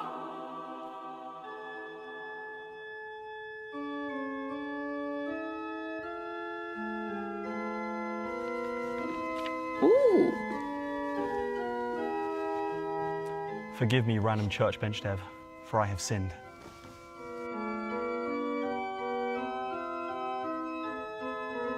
I refuse to laugh at that. I have a question about faiths. About your faith? I refuse to laugh No, at that. about faiths in the game. Oh, well, that I can help you with. Thank you, Marcus. We do have around 300 faiths in the game. There's, for example, Catholicism, there's Buddhism, there's Zoroastrianism, there's Shintoism, and plenty of faiths. And do they have their own unique mechanics? Yes, everyone has own unique set of mechanics that Cool. they can interact and play with. That's good. And I'm assuming all these different pops have varieties of different faiths. Yes, each pop will belong to a specific faith. And in your country, there could be pops of many diverse faiths that you will have to interact with. Yeah. And Venice they would could be have quite the perfectly happy, diverse because but it they was could also be a unhappy when their somewhat different faith accepting could become place. a problem for you. So if there's a pop Did you know has the that same the faith word as me, they're ghetto perfectly is happy. Venetian? Not necessarily. fact. They can be And it was for perfectly the unhappy while Jewish sharing their own population? faith. Great. You will have a lot of minorities, both of culture and of faith in Mm-hmm. your country at all times, mostly. And what you can do about them is, well, you can convert and assimilate them, or you could tolerate and accept those cultures and those faiths. You mentioned that I can tolerate them. Does that mean that I can have a fully tolerant society, tolerating all minorities? Yes, if you're particularly humanist, Okay. that's definitely a goal to strive towards. So you're saying, what does that mean? How does one become humanist? Well, humanism is How a can you societal become value in the game, humanist? which is opposed to spiritualism. And Right, oh, spiritualist these, the countries would sliders. have it, for example, These easier to take a convert and long assimilate. time to And it's one of kick. dozens Those are like of long-term societal values that we mechanics, have I in the game. believe. For example, you could be more innovative, or you could be more traditionalist, or you could focus your army, for example, on quantity or on quality, but you can't do both. Can you give me an example Obviously, of a you pick major quality, situation that would right? impact my societal values? 100% of the time, you pick there's quality. one which will come fairly early on in the game, which is the Black Death, which will happen around I like saw the 10, Black Death 15 once. years after the game starts, and will And I watched Venice affect die. a majority of the globe. What can I do to lessen the impact of the Black Death? Well, Close the borders. you can try different things. You Buy can remedies. try to build hospitals. You can maybe establish a quarantine, procure remedies. But, well, I hope you find solace in faith. Good luck. Quantity over quality? I always think quantity is a quality in itself, but I feel Our like tour quantity today is at an maybe... end, but it's just the start of our grandest journey I feel like quality's yet. better. We'll find out whether your reign will be known as a glorious In fact, golden I know age that it's or better. for carnage and chaos. Will you carve your name into history or be a mere At the start, footnote at in least. someone else's chapter? In Europa Universalis 5, anything Blood is is talking to possible. himself History outside. is yours to write. One final piece of advice. Be ambitious. He said the thing.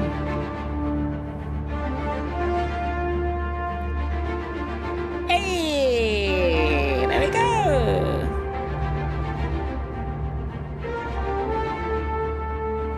Yay! There we go.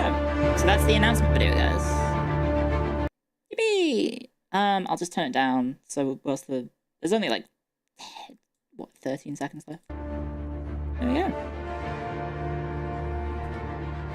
You said the thing. Yay! What did you guys think of the announcement, guys? Are you excited? So I believe, yes, there is a Steam page now.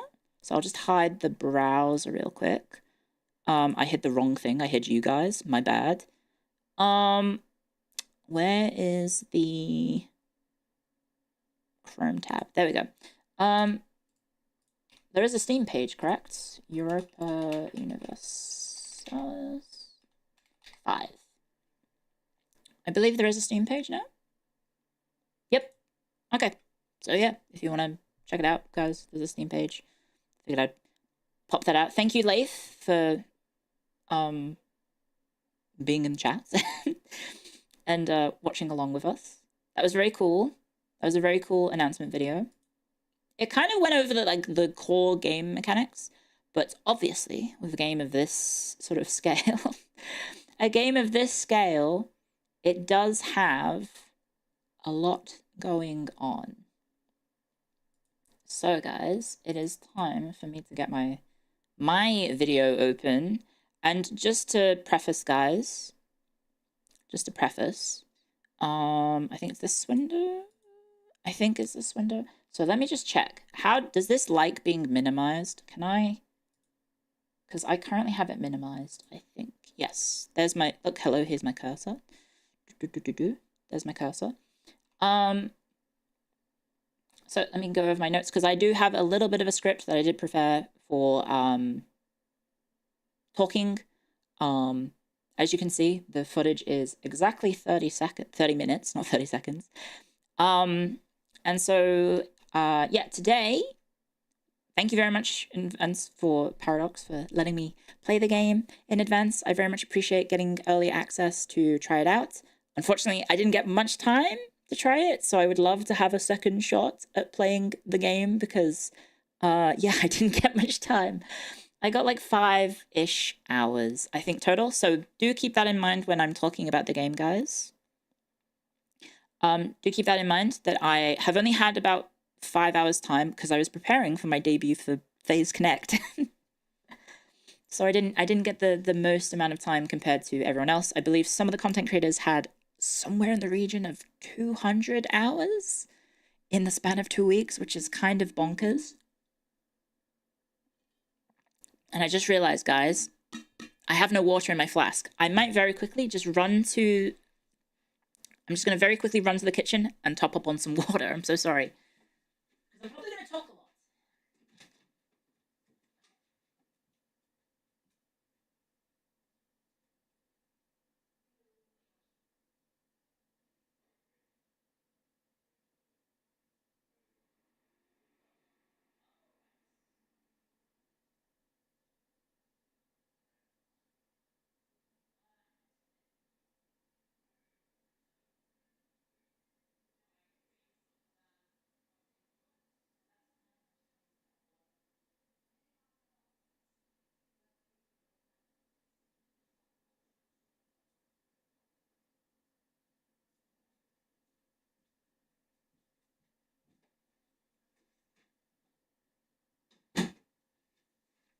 All right. Ha ha ha ha ha. I forgot the BRB screen again. You are correct. I did forget the BRB screen again. Big Hungary. Guess what, guys? Hungary OP. I believe if I may talk about it. So let me see. No, it does seem to be okay to alt tab. So if I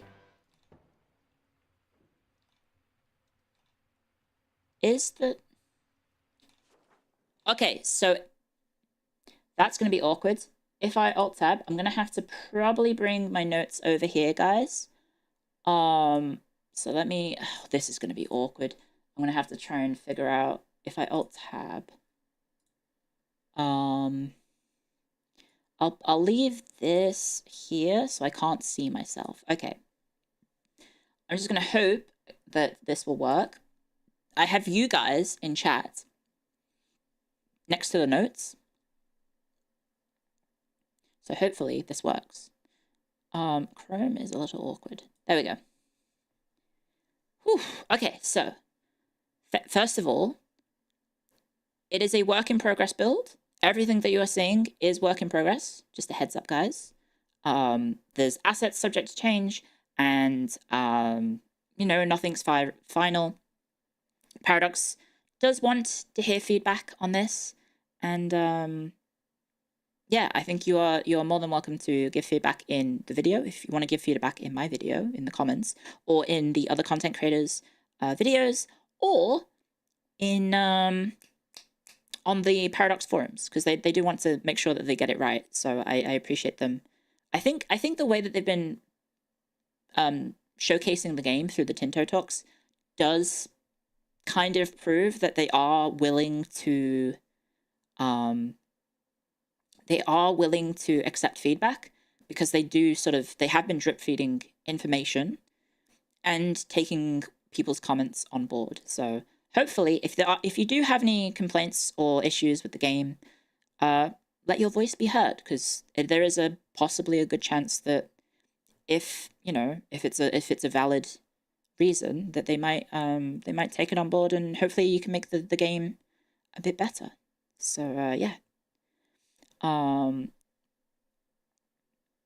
And I think another thing that I do have to mention is that, yes, the video is not sponsored. So very importantly, I haven't been paid to play this. I'm allowed to say whatever I want, and I will be saying whatever I want. So don't call me a shill. But yeah, I'm allowed to say what I want, and I'm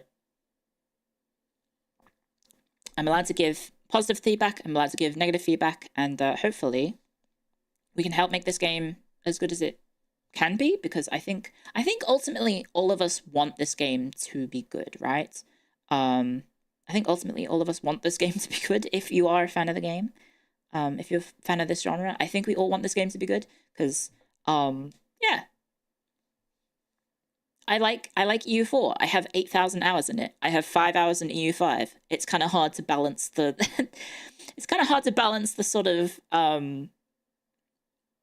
the perspective on the game when I've only got about 5 hours. But I will try and give you guys my first thoughts. So very importantly, guys, because I have been so strapped for time with my debut prep for phase, this footage that I did is not of actual gameplay of a campaign.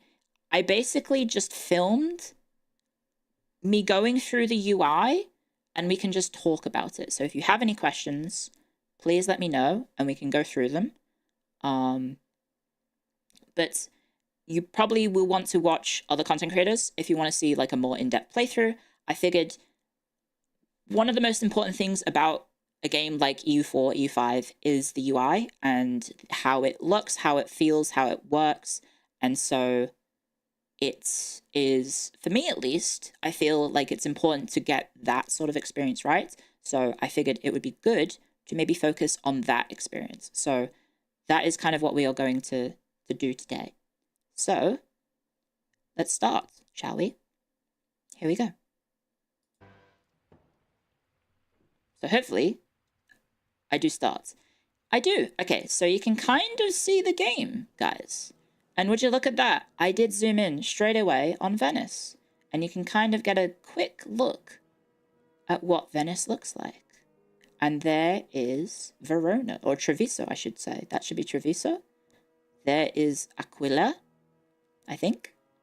Yep. And then we're just taking a peek at the entire world. And I believe I take a little bit of a zoom in on Serbia. And something to point out is that each region, the aesthetic of the world changes based on where you are. So there's, I think, cultural and religious impacts on how the buildings look. And one of the cool things about it is, if I pause the video real quick and very quickly, sorry, I'm already pausing the video, but I think that is probably the best example of it, guys. So you see, you've almost got Western style castles, you've got Muslim style buildings, and then you've maybe got also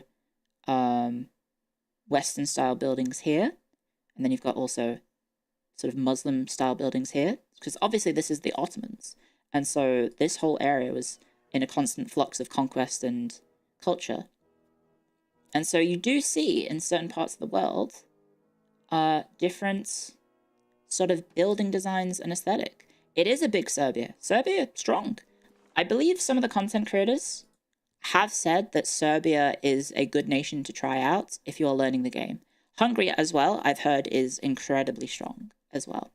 I think I've seen some of the criticisms that I've seen is that the cities look too big, which I think is quite a cosmetic sort of issue, and that probably could be changed, because they do kind of take up a lot of space on the territory, because obviously it's kind of replicating the world. It's kind of, you know, trying to be as accurate as it could with replicating the world, but then you also have these kind of comically big sort of cities and everything, so it does look a little bit odd. But yes, this is what happens, guys, when you click on a country. So you get a little blurb here, and we also get all the info here. So I'm just very quickly going to pause, and I'll read that to you guys if you want. I'll read this to you. So, the most serene Republic of Venice is the most important and powerful of the merchant republics in the Mediterranean Sea, making it the natural leader of the Holy League, a coalition of countries, Christian countries, banding together against the depredations of the Turkish Beyliks in order to defeat them. It controls important trade ports and islands in the eastern Mediterranean, which can form the Stato de Mar, and many island territories in the north of Italy that form the Domini di Terraferma, which are both accurate terms that are used in Venetian history and obviously of the Venetian time. Its culture and wealth attracts the brightest minds in all of Christendom. Artists and thinkers that are looking back to the greatness of the classics are about to birth a new renaissance. Nonetheless, the lagoon city cannot lower its guard as new threats rise around it. In the east, the once great Byzantine Empire will not easily forget the Fourth Crusade and the Venetian involvement in it. In the west, the Crown of Aragon is continuing to expand its influence, conquering more territory and dominating trade routes. And at last, the Signora of Verona, which is the big lad here, has proven to be a notable threat to Venice.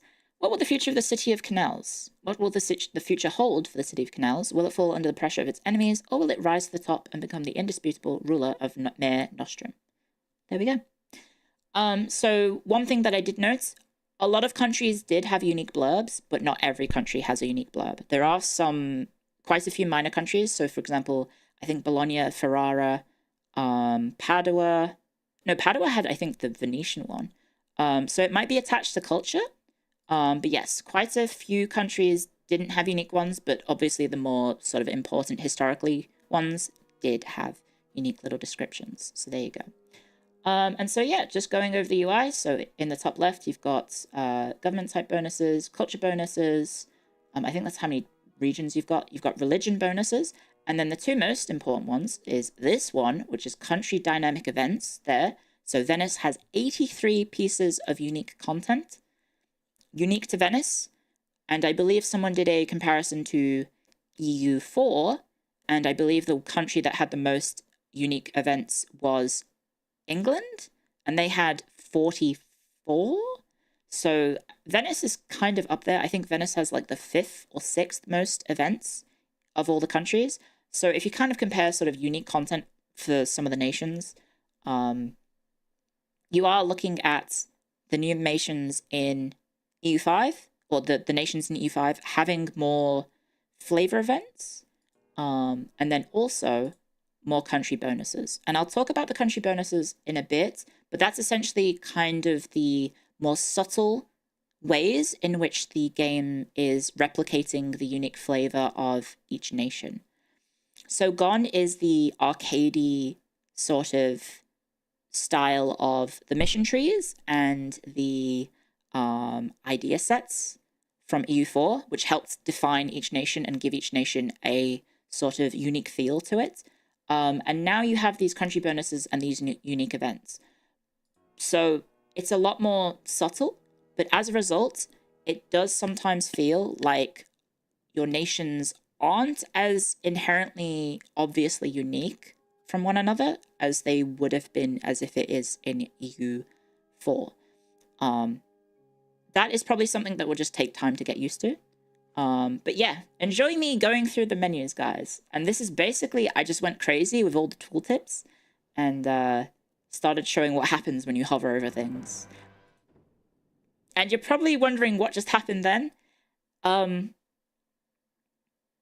That's the game crashing.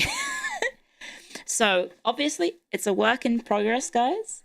And whilst I filmed this, it crashed twice. So just a heads up, obviously, there's been some videos in which I saw from other content creators that the game has run not great for them.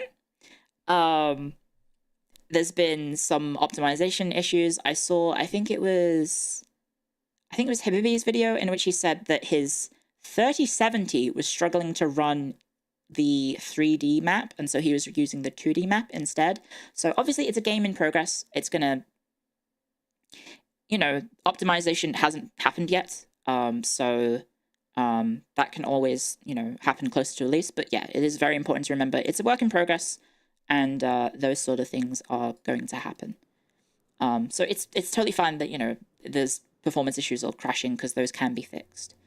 And the game is definitely huge, right? I do have a beast of a PC. I do like this animation, by the way, when you load into the game. I think that's really pretty.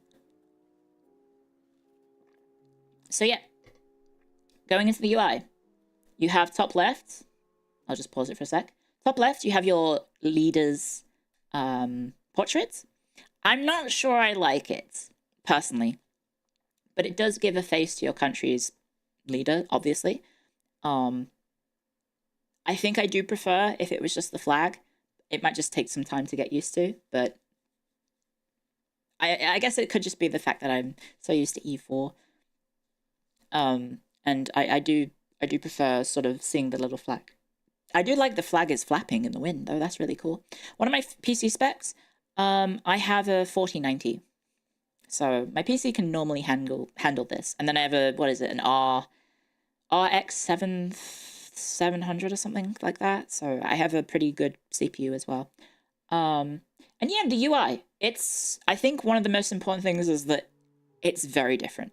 So right here, you have all of your estates in the top left, and then you have your bar, your important sort of modifiers. You have your gold, stability, population, Republican tradition, prestige, diplomats, war exhaustion, manpower, and sailors. So you might know there's zero soldiers, because we're of a time where standing armies aren't an actual thing, really.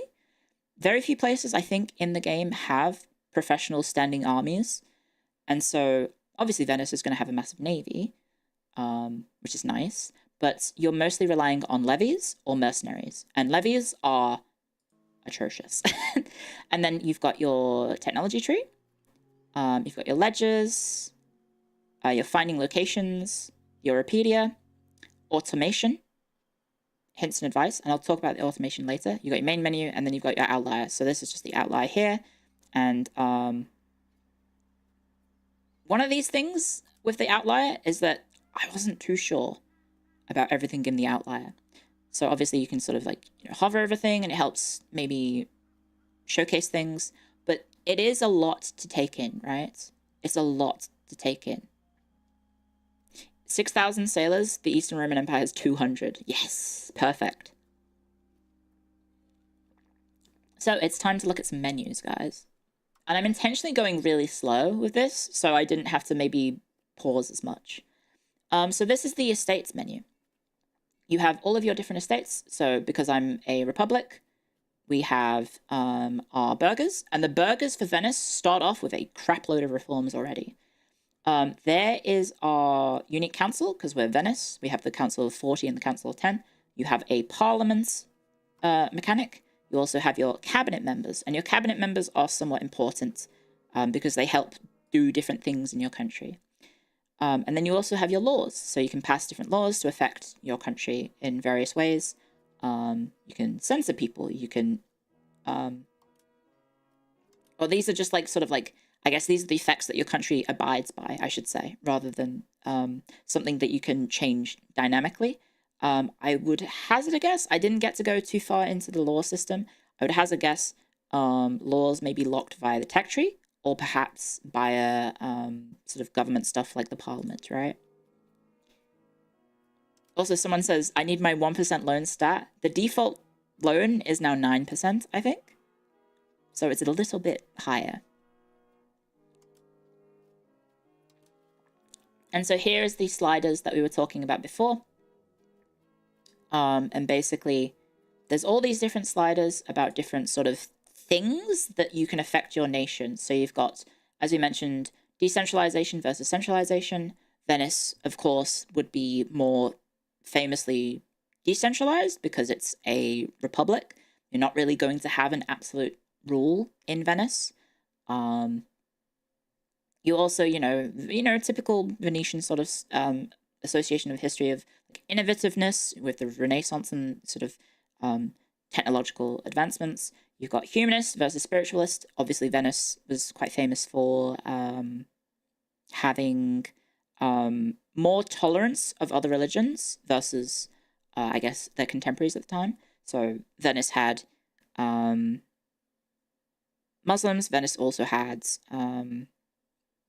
Jewish populations, and you know, Venice would trade with other religions. They had no issue with that, even if the Pope said otherwise.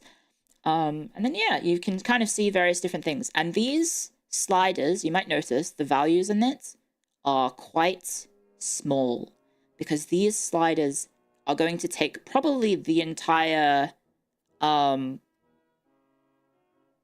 it's probably going to take the entire sort of game to sort of reach the end, right? So that's the values. So this is the economy page. You can kind of see what's going on. I should maybe pause that 1 second. So you've got sliders, lots of sliders, and you can change all of these things. It seems overcomplicated. Yes.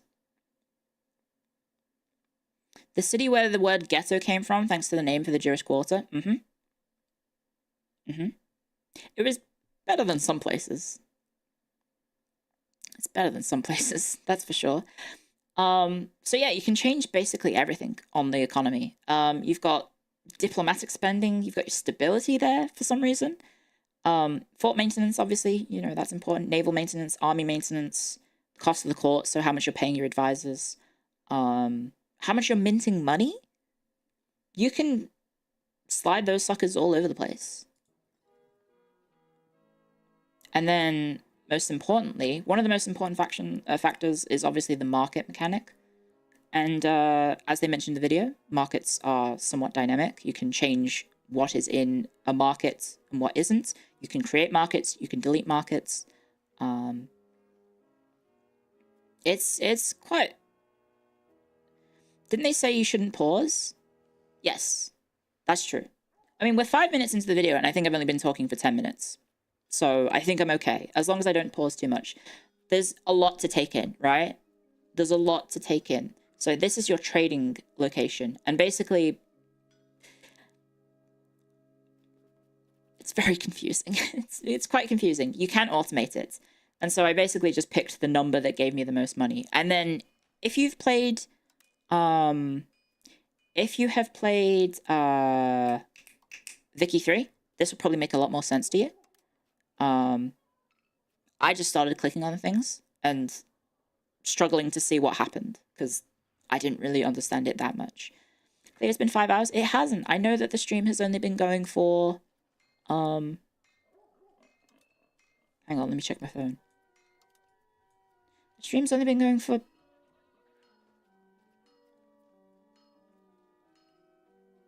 1 hour, I think. I think that's what my phone is telling me. But yeah, there's all sorts that you can do with trading. It's quite over the top, but in a good way, right? But also it can be very overwhelming. And that is a common theme with this game, is that there's so much in it that at first when you encounter all of these systems all at once, and you kind of do every time you load into the game, it's very overwhelming in a way that is like, ah! So it takes a while. Oh yeah, so it's very important. You have your cabinet members. I think I actually cut here because I basically spent forever. You can kind of see how big the slider here is. There's a lot of people to choose from. They all have unique pictures. Sometimes they have little traits based on like if they're a good admiral or good general. And you can kind of yeah, there's the cut. You can kind of see just how many options there are. The game looks intimidating. It is. I will say this game is intimidating to get into.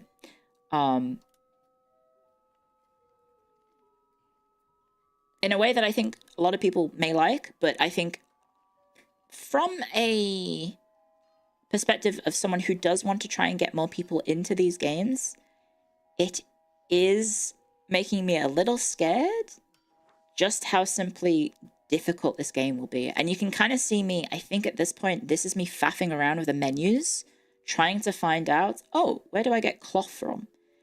And it isn't necessarily the most intuitive, because I think I spend like a minute or so just trying to find where in the game I can find cloth.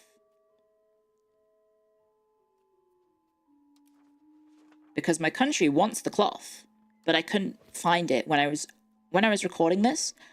I couldn't find the cloth.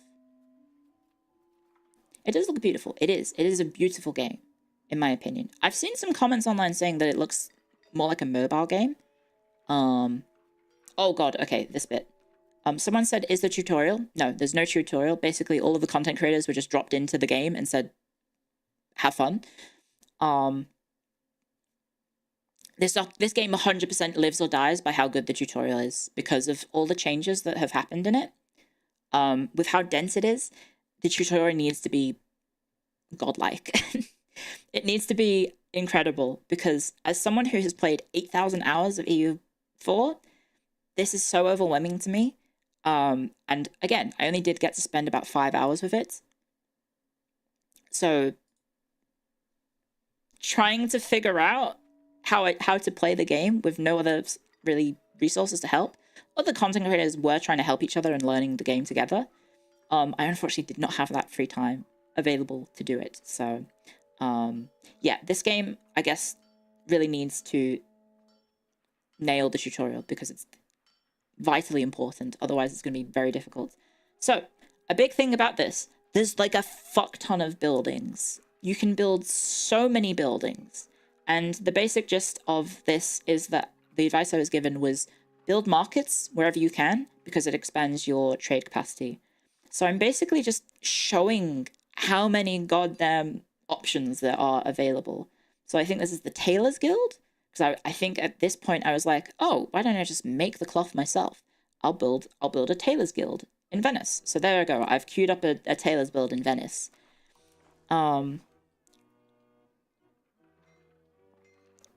PDX tutorials are notoriously bad. I still have hope. And so this is kind of the building macro builder. And you can kind of see all the territories that Venice has, which is obviously is spread throughout the Mediterranean. And you can kind of get a feel for, like, obviously there's a 5 and a 1. I think those refer to the building slots as well. And then, yeah, so here's the goods. That was me trying to find the goods that I was supposed to get. And then this is one of the most important mechanics, is the food. So somewhat scarily, Venice starts off the game with like a negative food income. And so one of the biggest problems that I had at the start of the game is trying to figure out, where do I get food from? How do I get food? And the answer is, you can buy it in your market, but you can also build improvements in your terrain buildings in your terrain. Like I have Chogya there, and I also have Venice. So you can build certain buildings to feed your population. So we can start Venice. At least at the start, you can kind of see in the banners at the top left, at the top, the first banner is "You are running out of food," I believe, is that. So I kind of am going through the tooltips here, trying to find which building should I build to try and make food, because obviously I need to fix that. Because this is, I think I filmed this at hour 2, because I needed to, I was kind of panicking about running out of time. I was panicking about running out of time for the game access. So this was like hour 2 of the 5 hours that I've played. Yeah, this is EU5. And so there's a lot going on, and it is very confusing. So this is me cancelling the building and thinking, oh, wait, I should build a granary. I can make food with a granary. But then you hover over it and it's like, oh, no, building a granary doesn't actually give you food. It gives you food capacity. So I was like, oh, okay. No, I don't need a granary then. I need something else. So I was thinking, well, I guess wine is technically food, right? What if I get wine?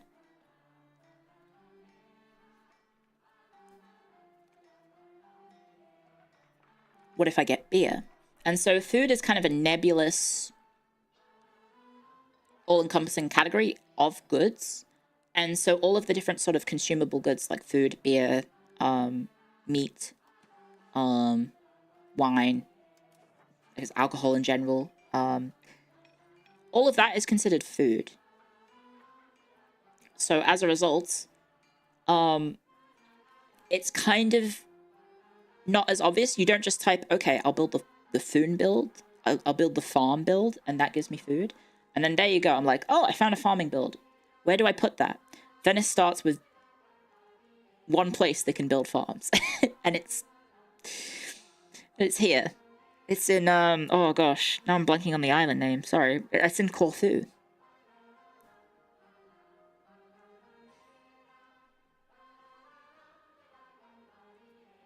So I think, oh, okay, I'll build a farm in Corfu. There we go. Problem solved. And so that is the food capacity of your fleet, as they mentioned in the video.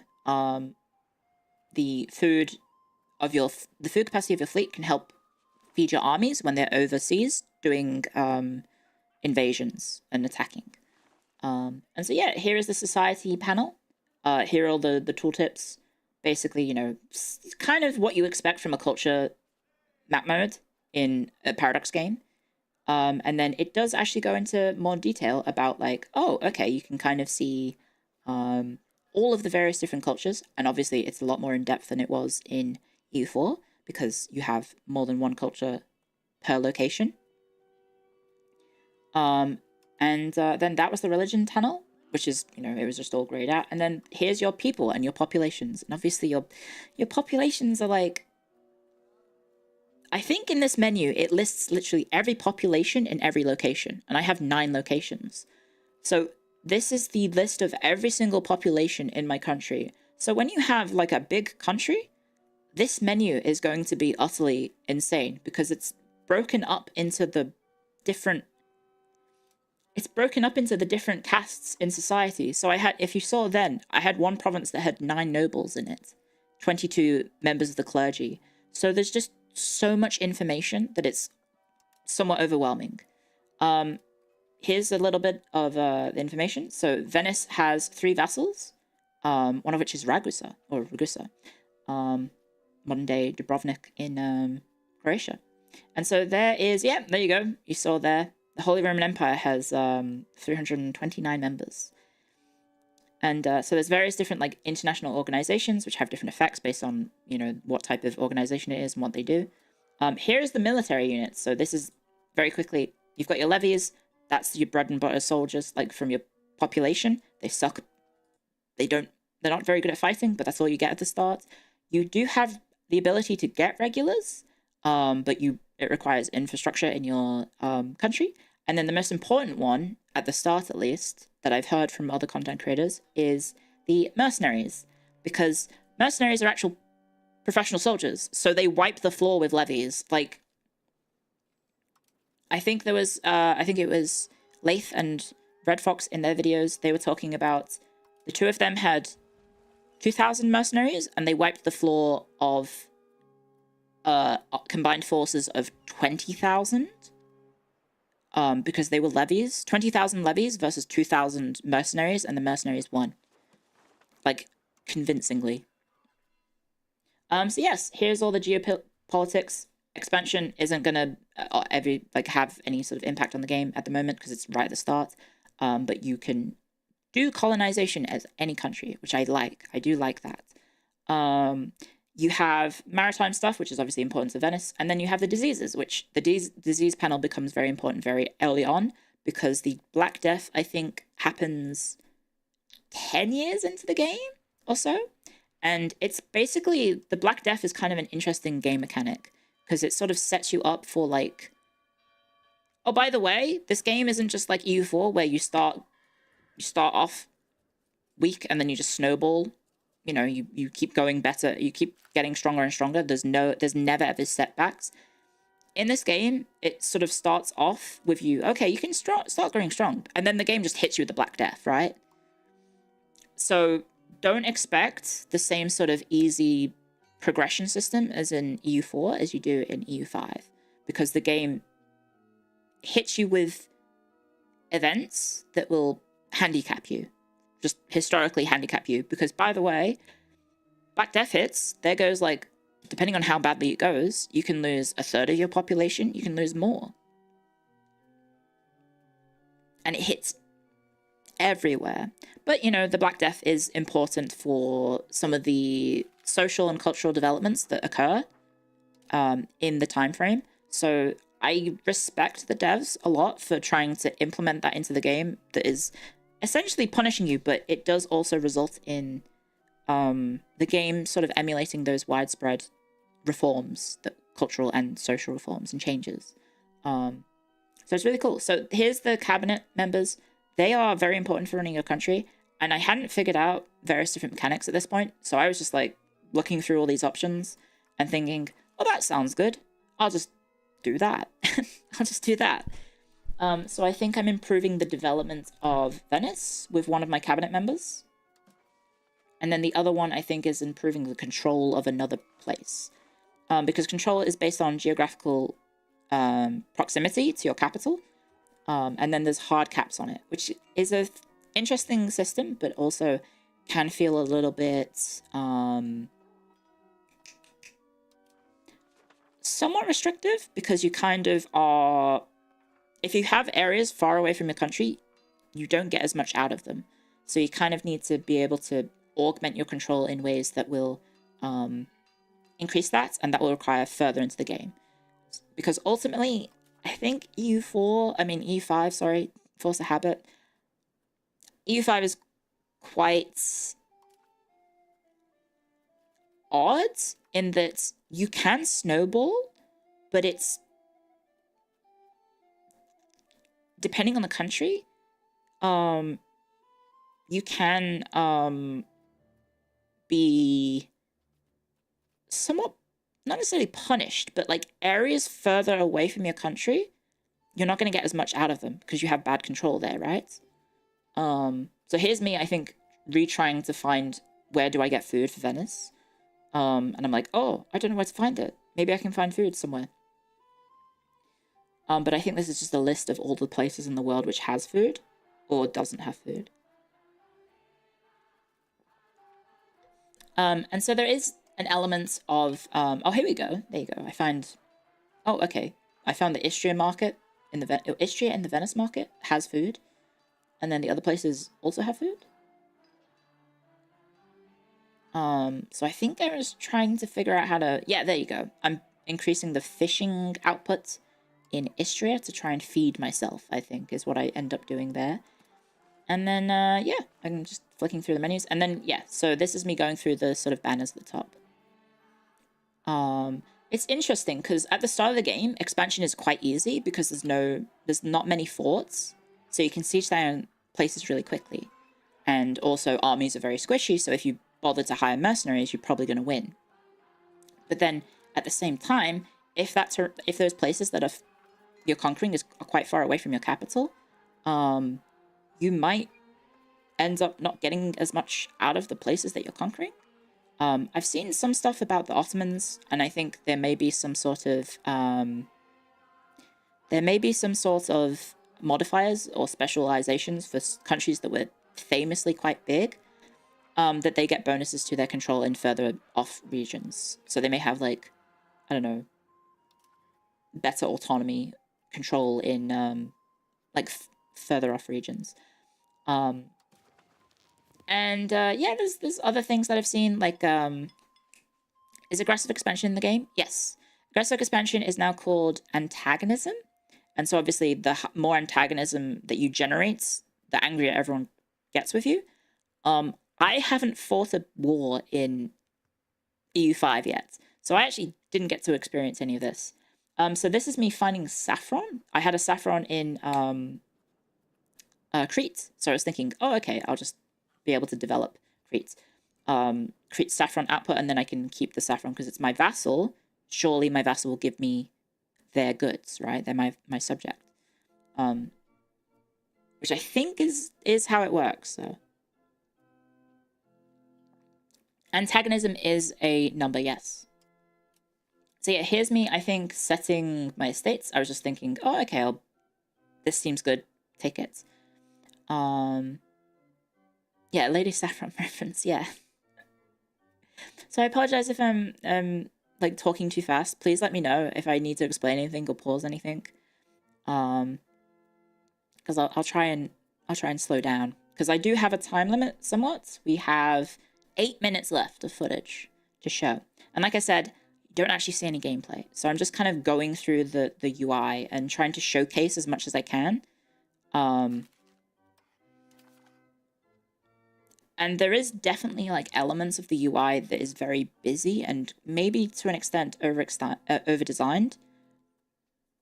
But it is also quite fancy. Like, my understanding is that the UI elements that you're seeing are based on which country you pick. So because I'm playing Venice, I get this color scheme.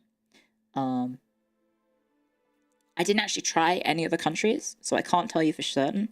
But if you maybe watched some of the other content creators, you will be able to see that. It is very unfortunate that I was joining FaZe Connect at the same time that I got access. Not that I don't want it to happen, but it is one of those unfortunate when it rains it pours situations. And yeah, I hope I do get to have access again so I can really have a go at learning how to play the game, because I'll hopefully have some more free time, and hopefully you guys would understand if I just say, guys, I have access to EU5 again. Well, they might tell me to be under NDA. I guess maybe I wouldn't be under NDA. I don't know. Maybe if I can say, guys, can I have like 3 days off from streaming, please? Because I want to learn how to play this game. Would you let me, guys? Is that something I'm allowed to do? Would you guys be cool if I have like a few days off just to learn how to play the game?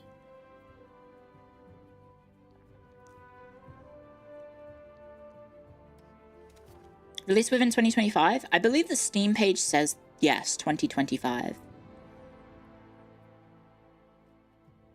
Fell right at an inconvenient time.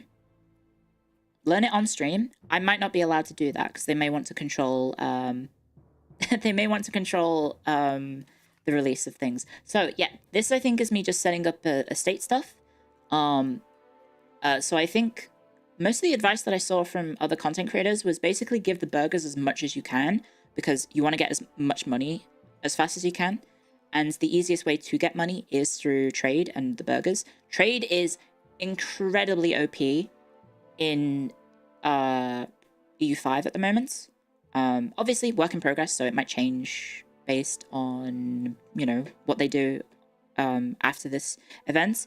But I have seen from the other content creators just how much money you can make. Like in the last playthrough of Venice, in which I was kind of doing, not necessarily competently, I would say, I was doing okay. In the first few years of Venice, I was making,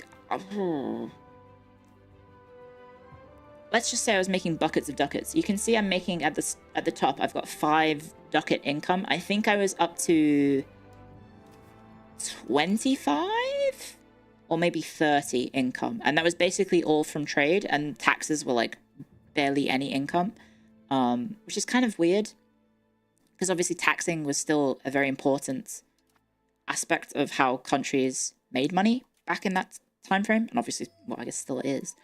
So in a game that is focusing so much on population, for the tax to not result in making much money felt a bit odd. That was one of the things that I thought was quite odd. Isn't that realistic? Most conquests were aimed at securing trade. Well, yeah, obviously. Leif was making 100 ducats of Serbia. Yeah, that's one of those strange things where it's like, should a nation like Serbia, which typically I don't think most people associate with trade, should that be a trade powerhouse? But yeah, with the way that you can manipulate trade and the markets, it feels like anyone can just be a mega power in terms of economic dominance with trade. So as a result, that probably needs to be changed a little bit, and maybe you can make it so that, let's say, republics probably have more advantages, and maybe other governments maybe have disadvantages to trade. I don't know how they would do it, but how much is a ducat? It depends on which type. Depends on the ducat and depends on what period the ducat is from. And so yeah, this is me again trying to find where the hell do I get trade from? And so you can kind of see me go through the map markets, and I'm like, okay, so where is the goods? Where is the goods? Because I need to find the cloth. My country desires cloth, so I'm flicking through the menus, and then the game crashed. And then the game crashed. So I loaded the game back up, and I was like, oh, I need to film other things. So I opened, this is the diplomacy screen.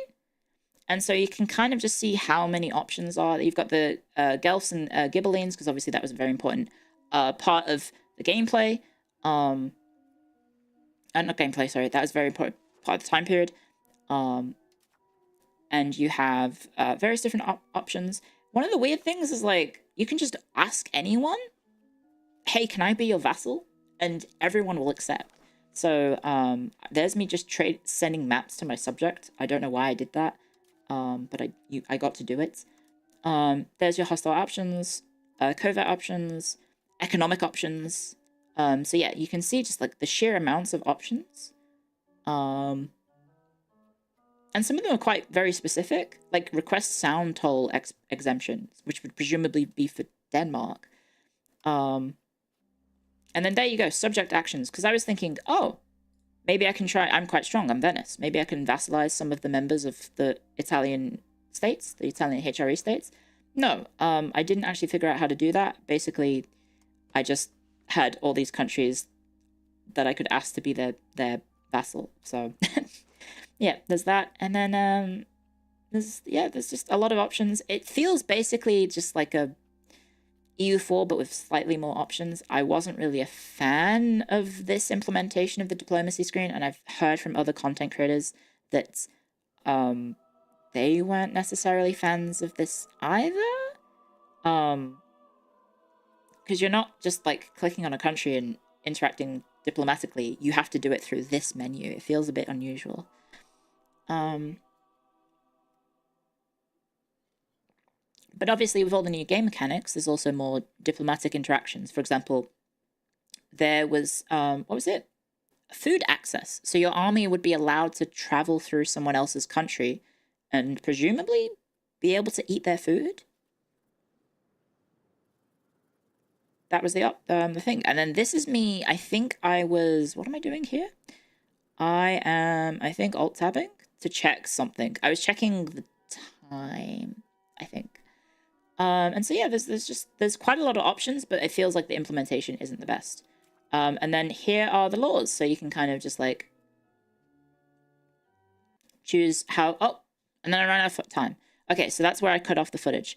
So I'll just very quickly go to the end real quick, and can I show the laws real quick? I have like a second to pause the video. There you go. So basically you can choose how the country is run based on the laws as well. So you can choose to have laws be only affecting various different the levy. So this is the law for the levy. So the levy age criteria. You can choose everyone in your country based on age. You can choose certain age brackets based on like 18 to 30, 17 to 40, or 16 to 50, or even 15 to 60. And I think I end up picking everyone. So I could essentially turn my entire country into an army, which would be very bad. Because if you die, you have no workers. So yeah. That is my 30 minutes of footage, guys. How do you change the laws? I think you use your government types to force it. So if you're a monarchy, I think you maybe are able to pass it because you are a monarchy. You have presumably some semblance of a government that allows you to like propose it, and then, you know, maybe your country passes it.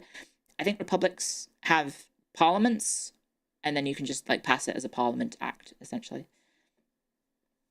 So yeah, that is that's my 30 seconds of footage. It goes by really quickly, huh? Right? So I don't want to, I probably can't replay it because I don't think I'm allowed to. But there you go, guys. There's my 30 minutes of footage of EU5. And it's weird to say that I have played EU5 5 hours. 5 hours for the 5th EU5. Yeah, it's really strange. Oh, I can put my coat and hat back on. I can do that. Yay! It's still very unusual for me to be able to say that. So, I guess we can sit in the BGM room if you would like.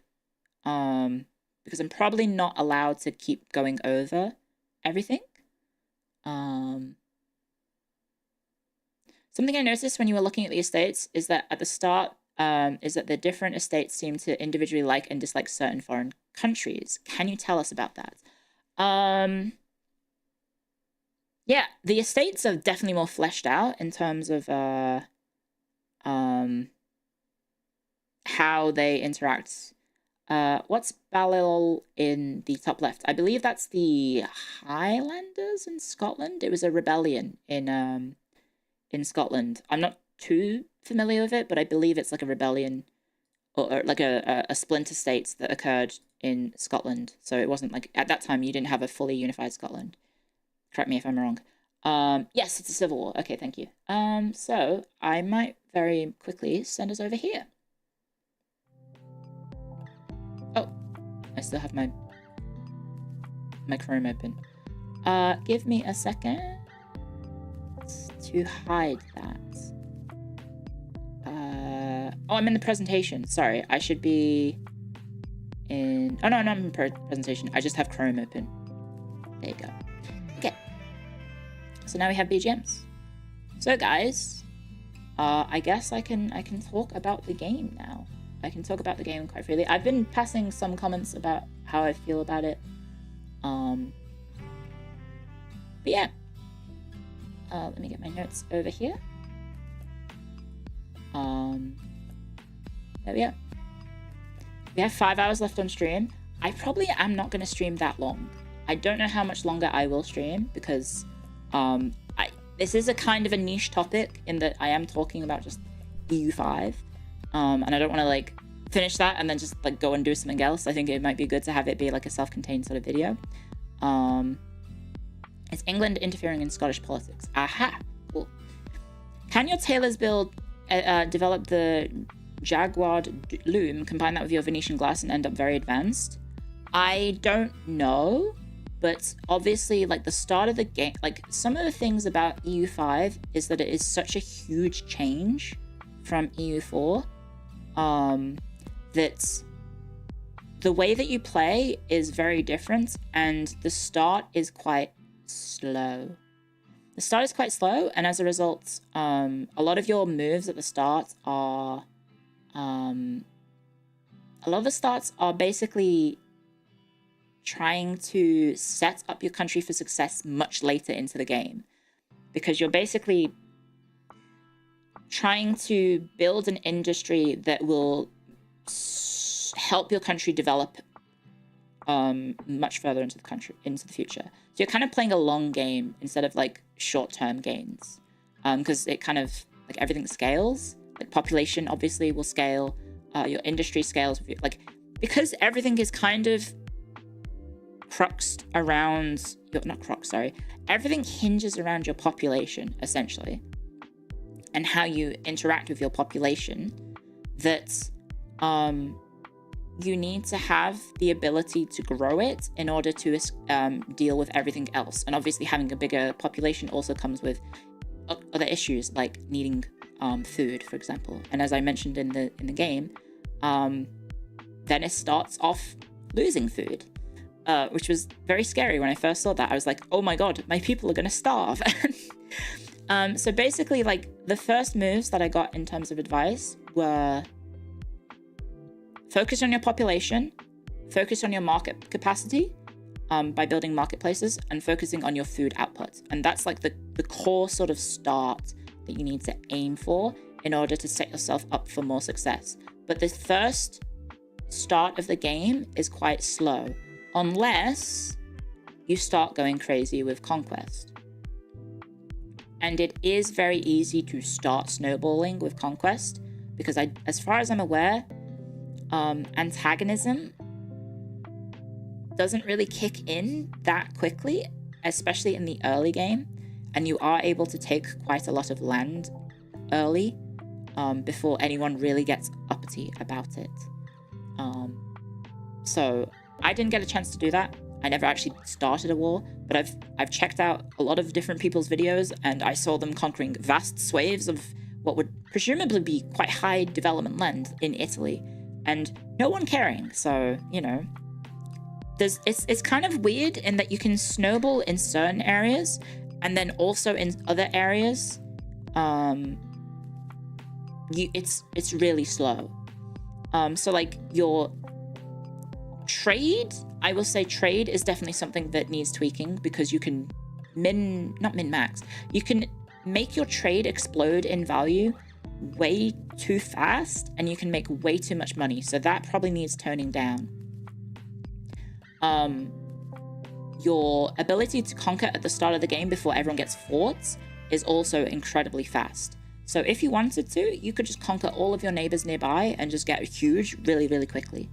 And I've seen that. I saw one of the content creators essentially start as Florence and basically just gobble up all of their neighbors.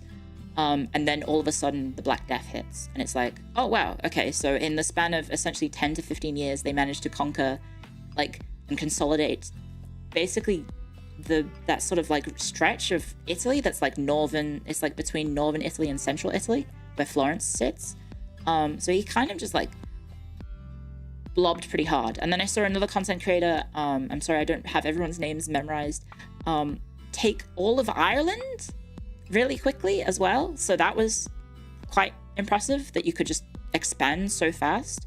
But then at the same time, things like population and your market capacity and technology are like hard caps to the game. So it's fast in certain areas and then incredibly slow in others as well.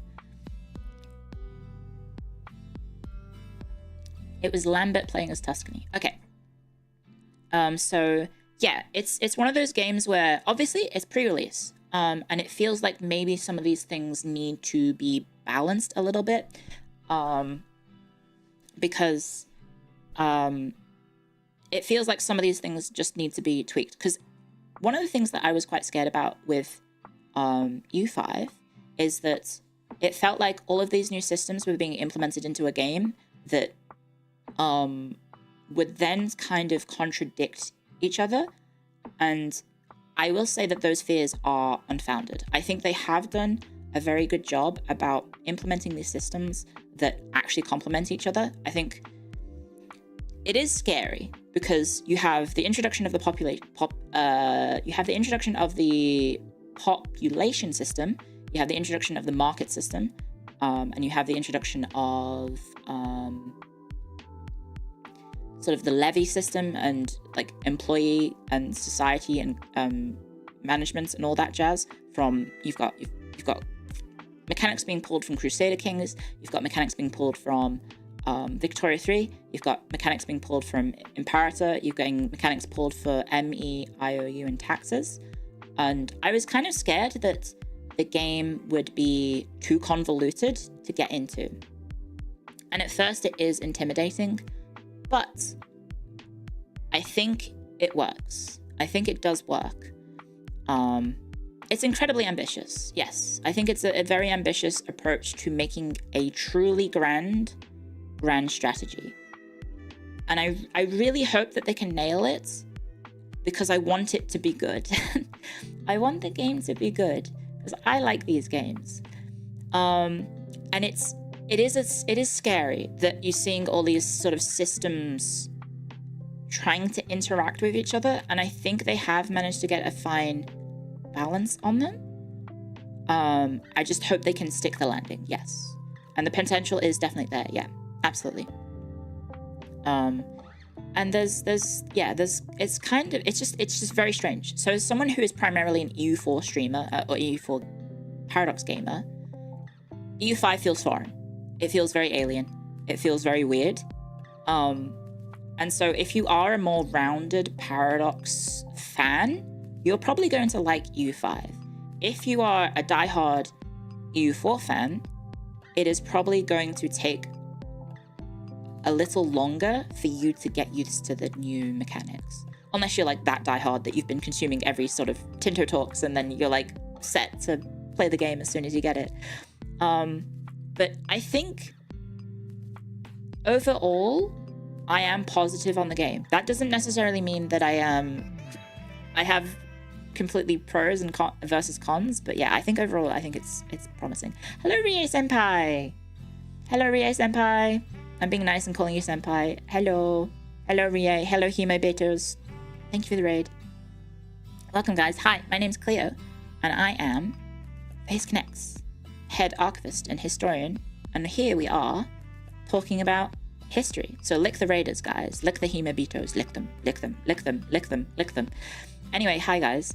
Yeah, we're talking about EU5, Europa Universalis 5. I was very fortunate by Paradox to get early access, and I was just showcasing 30 minutes of gameplay, in which I didn't actually play the game. And now I'm talking about my opinion, and I'm taking questions from the chat. I am taking questions from the chat. So if you guys do have any questions, please let me know. You hope it's not another Vicky 3. It has gameplay elements from Vicky 3, but I think it definitely has.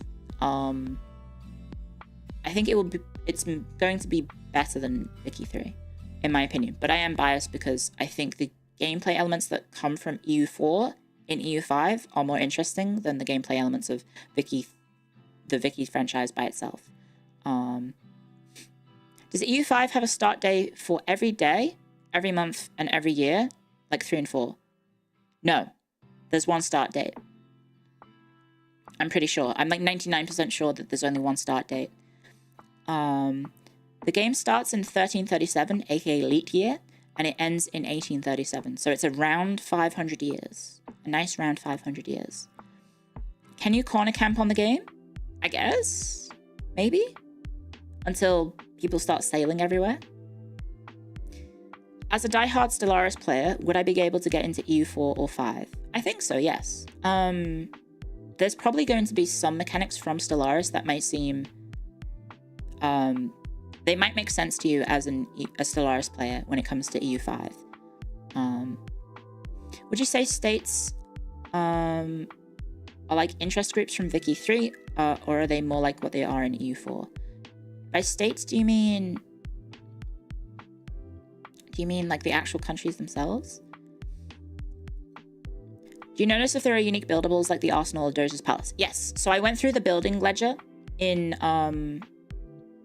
as Venice in the video, and I forgot to pause it. But in that huge ass list in which there was like 50 options, the unique Venetian ones were there, in which there was both the Venetian Arsenal and the Doge's Palace. So I forgot to mention that. But yeah, basically one of those things that the game does is that the uniqueness of each nation is now more subtle. You have it through the form of unique events. So Venice, I think, has 83 unique events tied to it.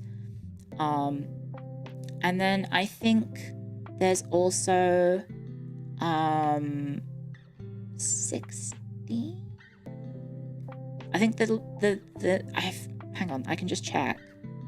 I closed it, but I can probably just check real quick because it's literally the start of the video. I just can't show you.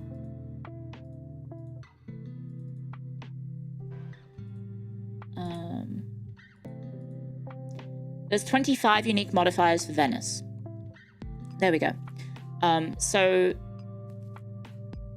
each country does have its own sort of like ability to feel unique.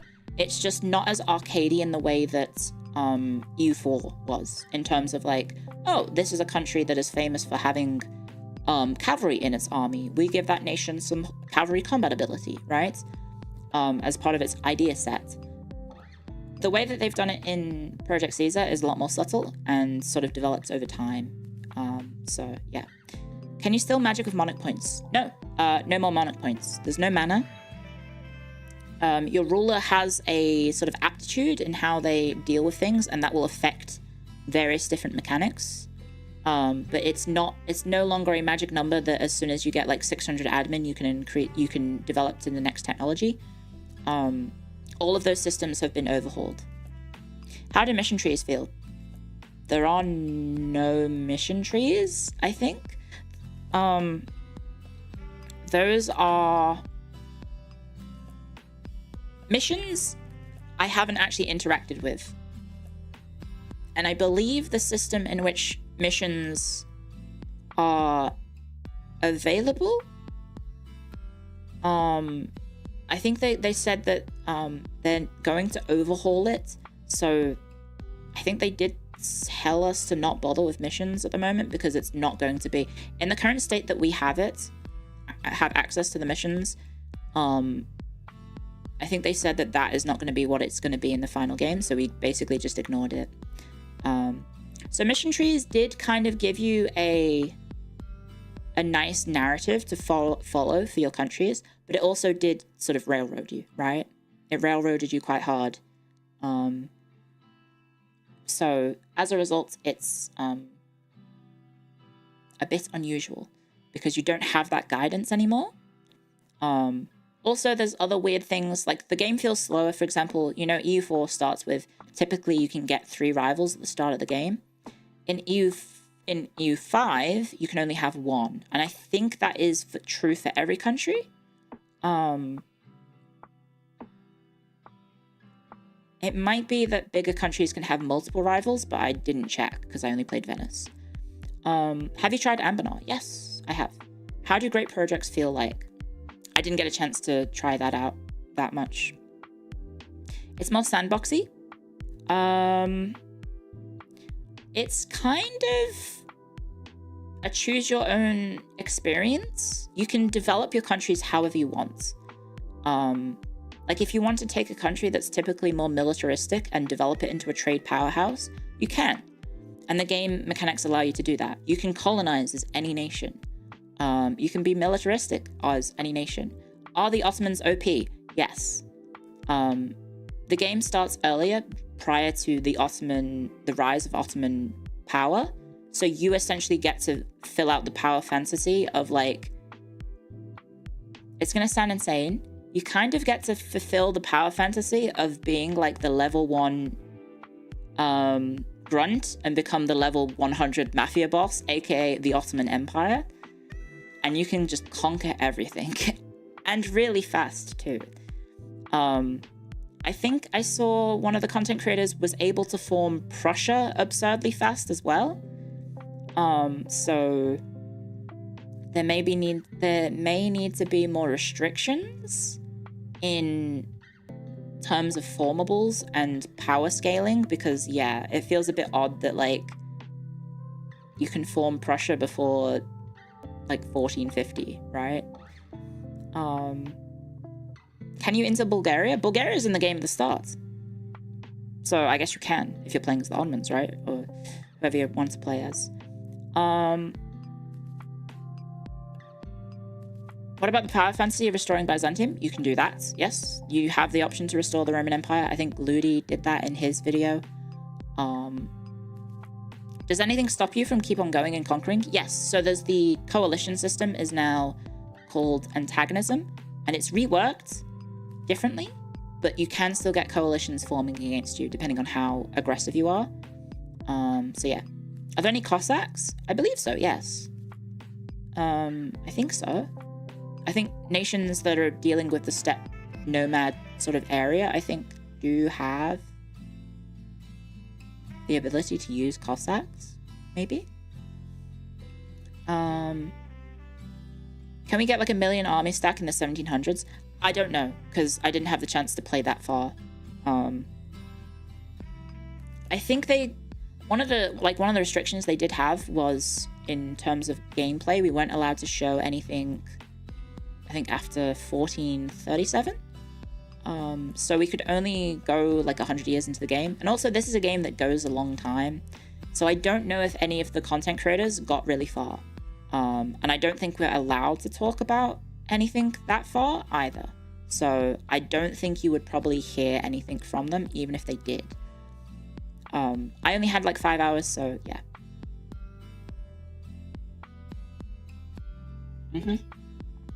So many pop losses if your armies get wiped? Yeah, so that's one of the crazy things, is that I've seen people doing crazy rapid conquests, but at the same time, I would be so scared of raising my levies involving like all of my industry, like all of my workers, all of my regular people, and then going into a battle and then just dying and losing everyone. It's probably going to be absolutely devastating. How fast can you westernize? Can I rule the Atlantic waves as the Congo? I don't know. I don't think I saw anyone playing outside of Europe. Surprise, surprise. Or maybe I think I heard someone was playing in the Mesoamerican region. I would have to check. But again, we did have like a time frame, so I don't know if the time frame would allow you to westernize in that. So I can't really answer that one. Isn't it more realistic to lose people when your armies get wiped? It is, but it's also scary, right? Now your battles actually have consequences instead of just like, oh, I lost a few soldiers, I'll get them back eventually, right? Simply don't pick fights you can't win or save scum. Yes. And there might be ways to, like they said in the video, there might be ways for you to manipulate battles and wars in a way that you can overcome those odds. So yeah. I can't wait to make Poland great again. Well, Poland starts at war with the Teutonic Order. It's actually one of the few countries I think that does start off in a conflict. So, yeah. It's kind of interesting. Yeah, population has meaning now. So development is gone, and population... Well, I guess development still is actually in the game, but population is king, rather than, I guess, just pure development. Oh, Chewie played Korea as well. Okay, cool. You started the wrong war. I've done that. I've done that on stream. I think I did that in a Speed 5 contest as well, right? In the competitive EU4 event, I think I started the wrong war and then I had to start over from the get-go. That was kind of funny.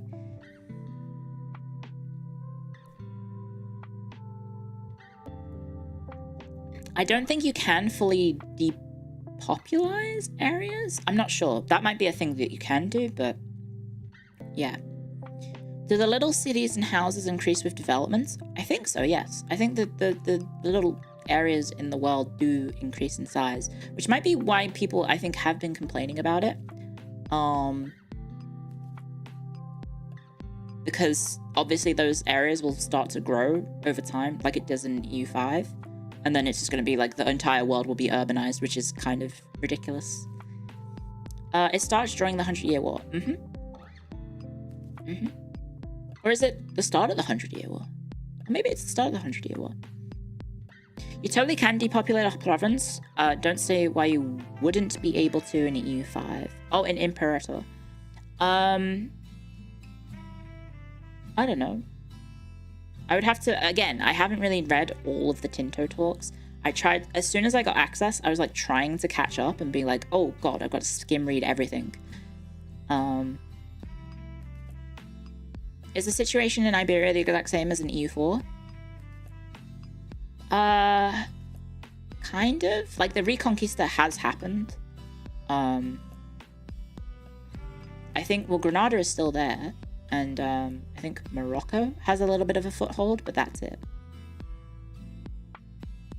Which EU4 DLC should I get? If I were you, if you're starting from the get-go, I would get the subscription so you can have everything. Because it's definitely more cost-effective. Hey Clio, have you seen the Razer's new product? It's named after you. No, I haven't. I'll have to look it up. Is combat still ping-ponging between forts? Not necessarily, and there is carpet sieging that you can automate in a better fashion than in EU4. So there's automation now for both your armies and then your country as well. If you are, like, overwhelmed, it's not perfect because the game isn't going to be able to optimize as well as a human would, but it does do a okay job, I think. It does do an okay job at helping you. And I did see one of the content creators using the automation to help carpet siege various different little provinces around him. And so as a result, he was able to like focus on, with his main stack, fighting battles and then leaving little stacks everywhere to carpet siege. Yeah. It's a clever idea, but you hate that you live in a timeline where it's a sensible purchase. It's one of those situations where I think the math behind the subscription is that you would need to subscribe for 5 years before it is less cost effective than buying the DLC outright. And then you have to ask yourself, in 5 years, are you going to be playing EU4 or are you going to be playing EU5? Combat doesn't resemble Hoi4. No, it's most similar still to EU4. With I think there's some differences, but I think overall it's pretty similar. Sub when you want for a month and then cancel when you're done playing. Yeah, that makes sense. Is China great yarn? Yes, it is. China, the #1 power in the world at the start of the game, is Great Yuan. And I think they only last 20 years, I think, historically. So the yarn explosion, I guess, happens. And then Ming takes over, I think.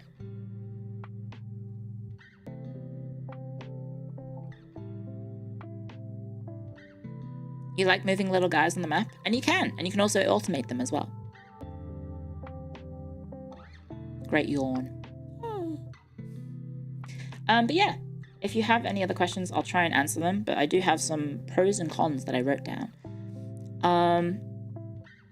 Okay. So things I need to mention was, yeah, I mainly play EU4. I have dabbled with other Paradox games, but my main love is EU4. As a result, a lot of the changes coming when EU5 are the most part completely foreign to me. EU5 is essentially EU4 plus various different design elements from other Paradox grand strategy games over the years, blending into one experience. As a result, it can leave the game feeling somewhat alien and different to those who only play EU4 like myself. Yuan. I know. I did correct myself. Am I conquerable? Why are you asking, huh? And then also, yes, another point. I also did not have much time to play as I was busy with my phase debut. So I would highly recommend checking out other content creators who have more in-depth videos, but I will try and answer based on my first impressions thus far.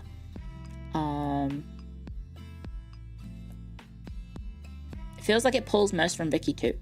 I will say that there is definitely Crusader Kings, Vicky 3, and Imperator Rome DNA in EU5, and I think it can be kind of concerning when you hear that, because you're like, hang on a second, I don't like those games, if you are, you know, an EU purist, I guess. But I think the systems overall do blend well together. It just takes a long time to get used to, and I'm still getting used to it.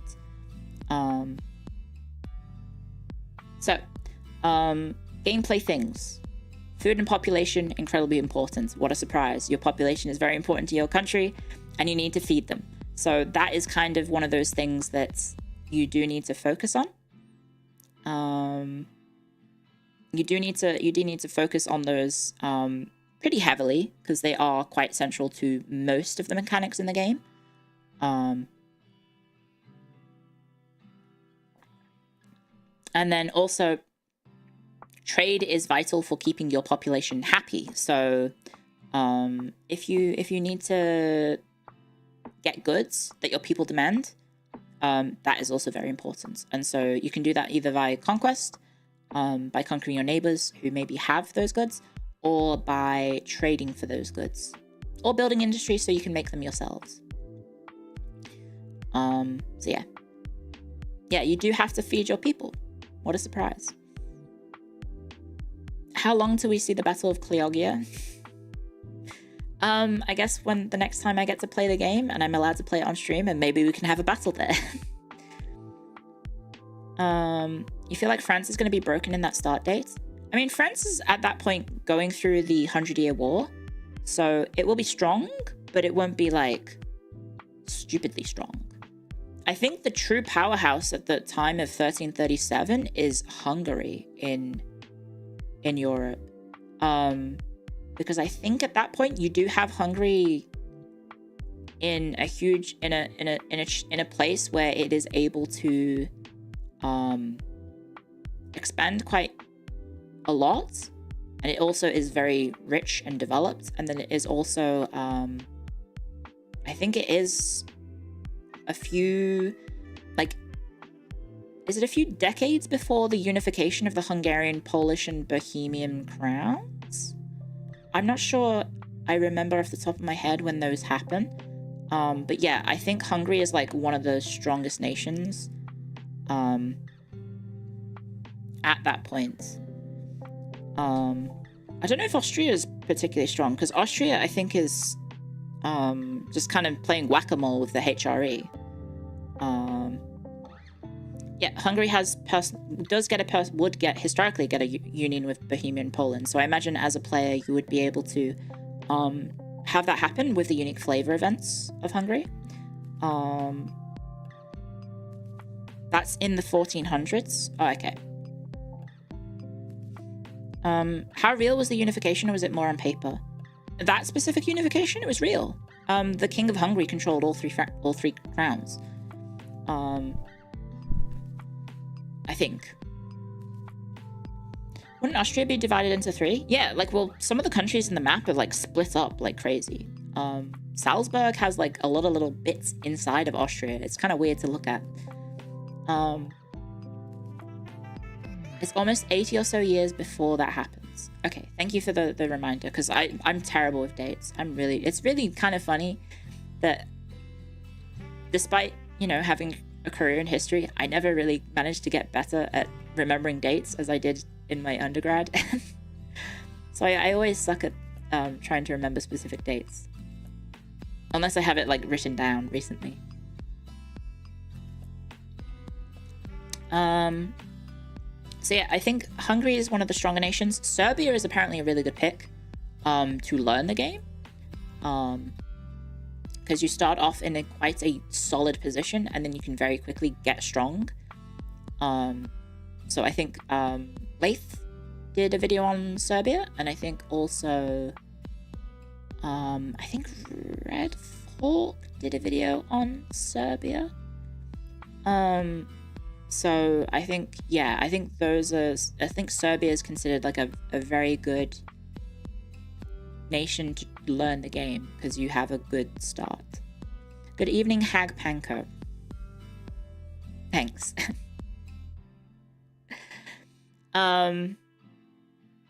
Hello. And yeah, I'm trying to think what else. Yeah, if you have any questions, I'll list over my this is going to be a straight video or a stream. It's a stream. So I will be able to you know, when this video ends, it will stay up, and hopefully Paradox will be okay with it. I think I'm staying within the rule of the letters, the rule of the words that the message that they sent me. Sorry, I'm getting all tongue-tied. And yeah, we do have, I unfortunately forgot to change the stream delay, so it's a little bit delayed, so I apologize. I'm trying to wait for the questions to come in, if I can answer them. And yeah, I guess I'll go through my pros, the things that I like about EU5 so far. I would love if Panko wanted to play EU4, but I don't know if Panko is interested in that. Hello, Everton fan. Thanks. Not a YouTuber? I'm not a YouTuber, and neither is Panko. How dare you call my daughter that? How dare you? Do pagans still exist in Europe at the start date? I think so. I can't remember.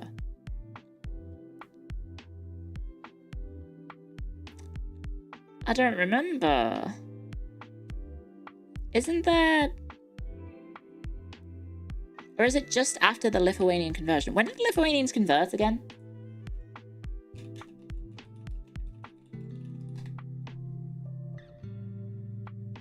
Oh, I've just... No, wait, hang on. The Christianization of Lithuania occurs in 1387. There you go. So yeah, Lithuania would be... probably some mix of Christian and pagan. So yeah, there would be pagans. So there you go.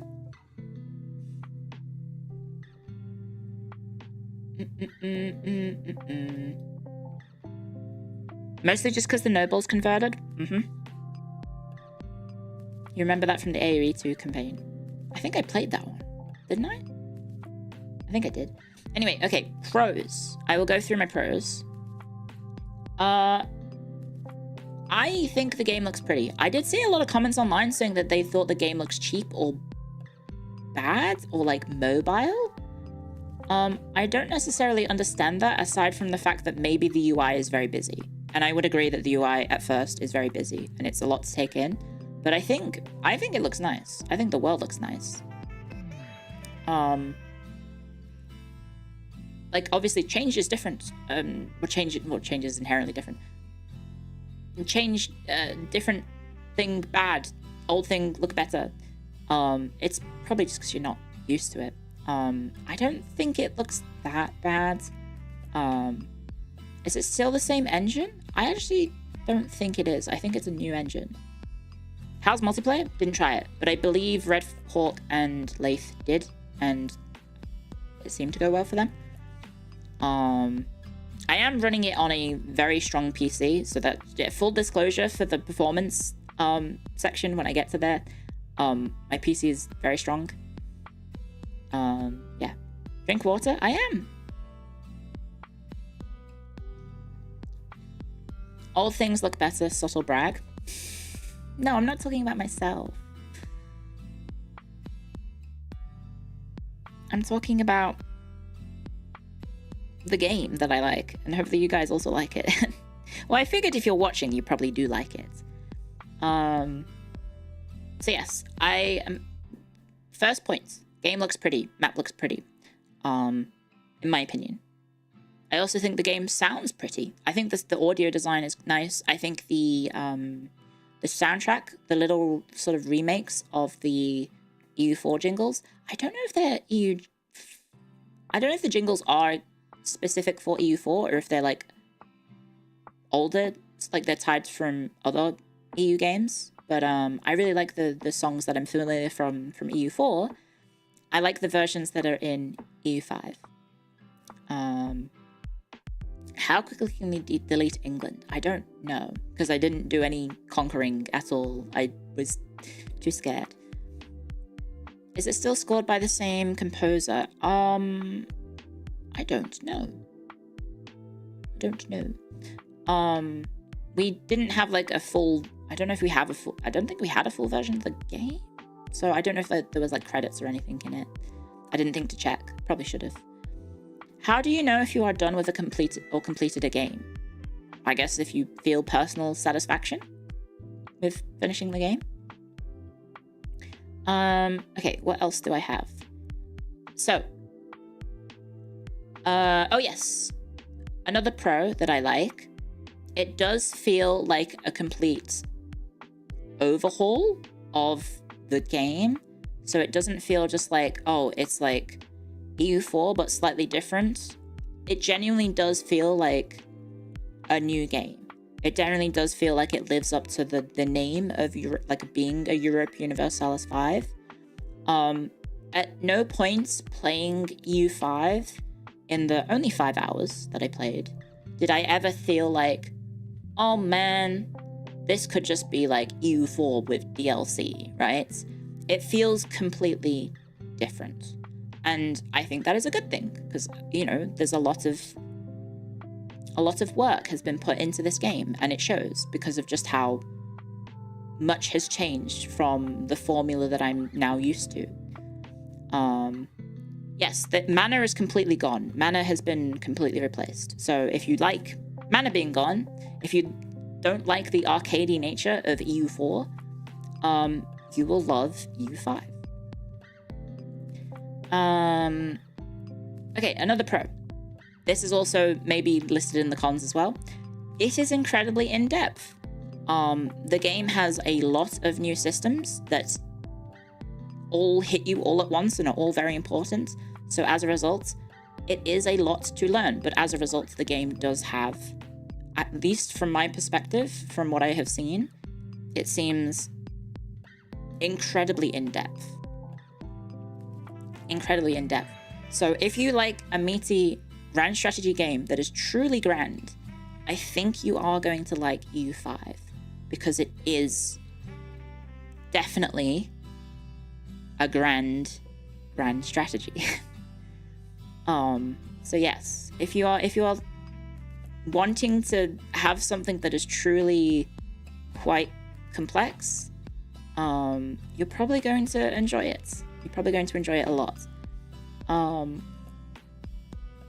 Also, if you didn't like the snowbally nature of EU4, in which you could very quickly start scaling out of control and then the game got a bit boring and maybe samey, you're probably going to like EU5 because it is a slower paced game. It is probably going to take you a little bit longer to achieve your goals. And I think I've heard it from other content creators where they said the first 20 years aren't as fun, which is quite an unusual thing to have happen in your game, right? You probably do want to have the opening through a few sort of hour or two of the game be fun, right? You probably want to have that be fun. But I think a common consensus is that the game does open up and feel more enjoyable as you get deeper into the game. So maybe that is something they can improve to make the start a bit more enjoyable. Yeah, if you are a fan of maybe a slower paced game and a game where you can have a truly long grand strategy campaign, then you might be interested in EU5 as well. So there's that. And also, the start also hits you with the brick, essentially, to borrow Tenma's fascination with hitting people with bricks. The game hits you with the proverbial brick that is the Black Death, and essentially a mass death event happens en masse. Well, I just said en masse to a mass death event, so double mass. Well, I guess it is double mass because you want to pray for your people to survive. Yeah.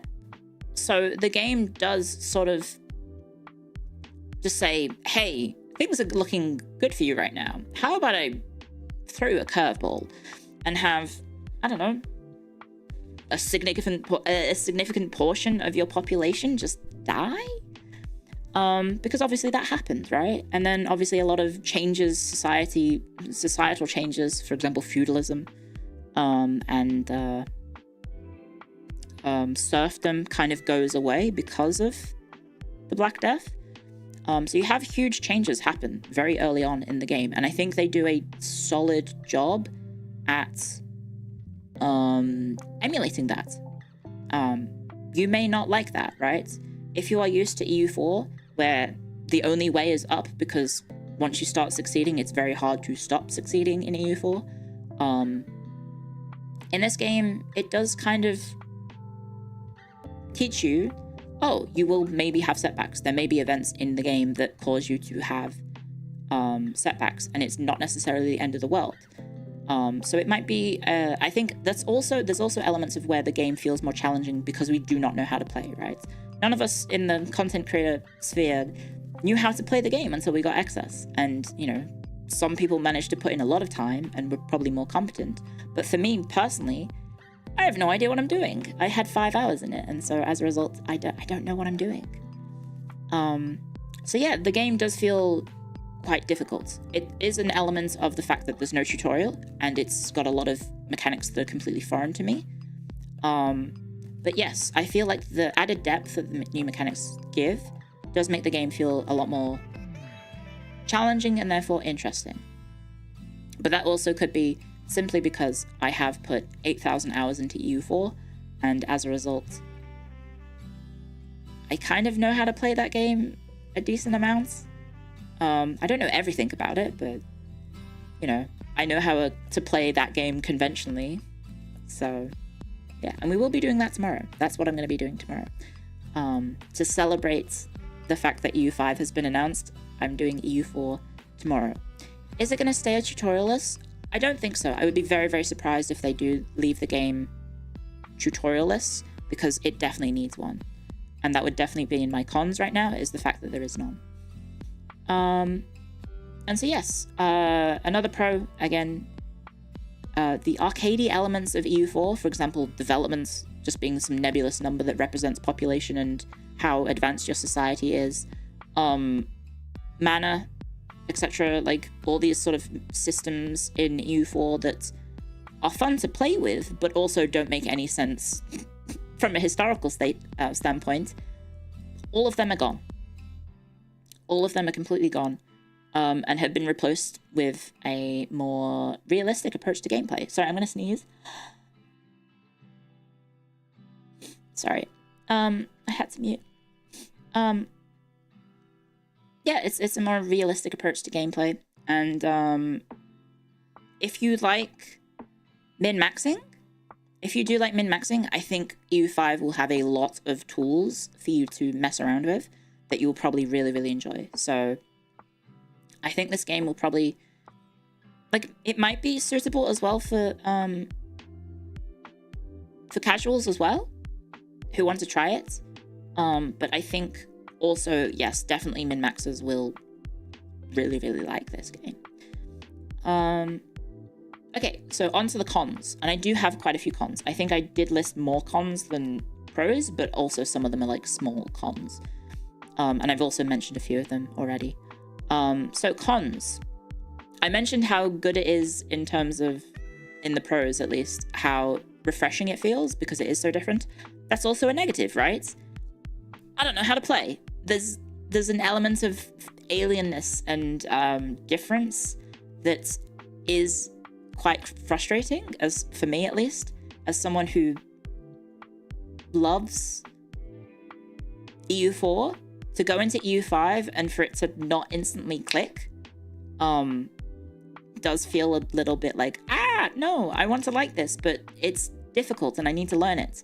So that can very much, I guess, affect your maybe initial impressions of the game, right? Very much a skill issue. And so hopefully over time if a tutorial gets made, I really hope so. And then obviously more access to the game, and then maybe, you know, people will put out guides on how to play. That will help. Because yeah, I learned to play EU4 through, I think, some content creators. I think Flurryware is definitely one of the people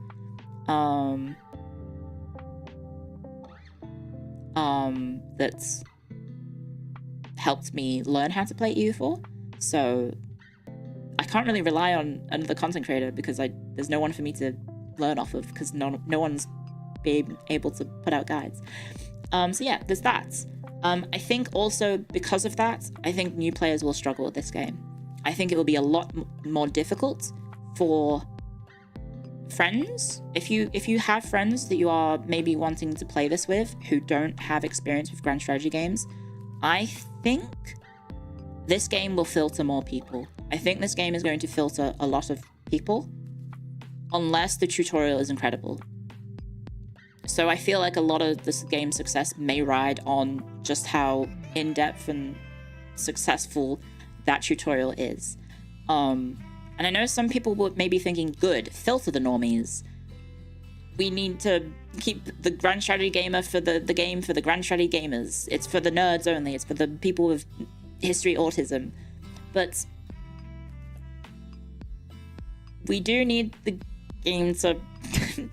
you do need to sell the game, and so obviously it needs to be maybe accessible. So I think it needs to hopefully have a robust enough tutorial that can teach people, because I would like to play this game with people, but I am scared that it will scare people away because of just how sort of daunting it is at first.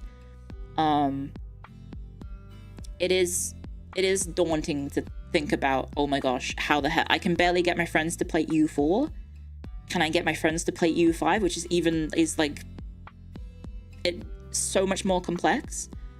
Yeah, that's one thing, that's maybe just a concern of mine for the future. So it's, you know, hopefully things will improve with regards to, you know, making it accessible through a good tutorial, because I want to play this with people and I don't want to, you know, have to be by myself playing the game again. There's a balancing act, yeah.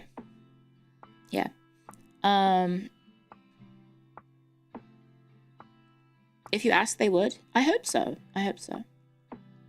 And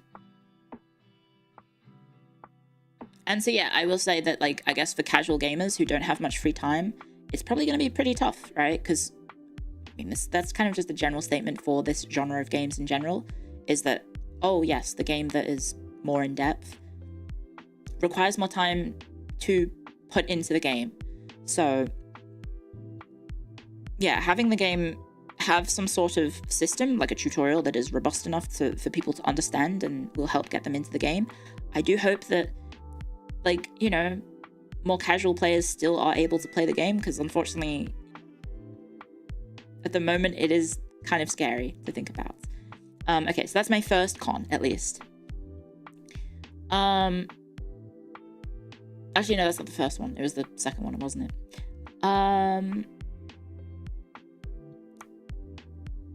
Gameplay and progress is slow in certain areas that can feel very frustrating.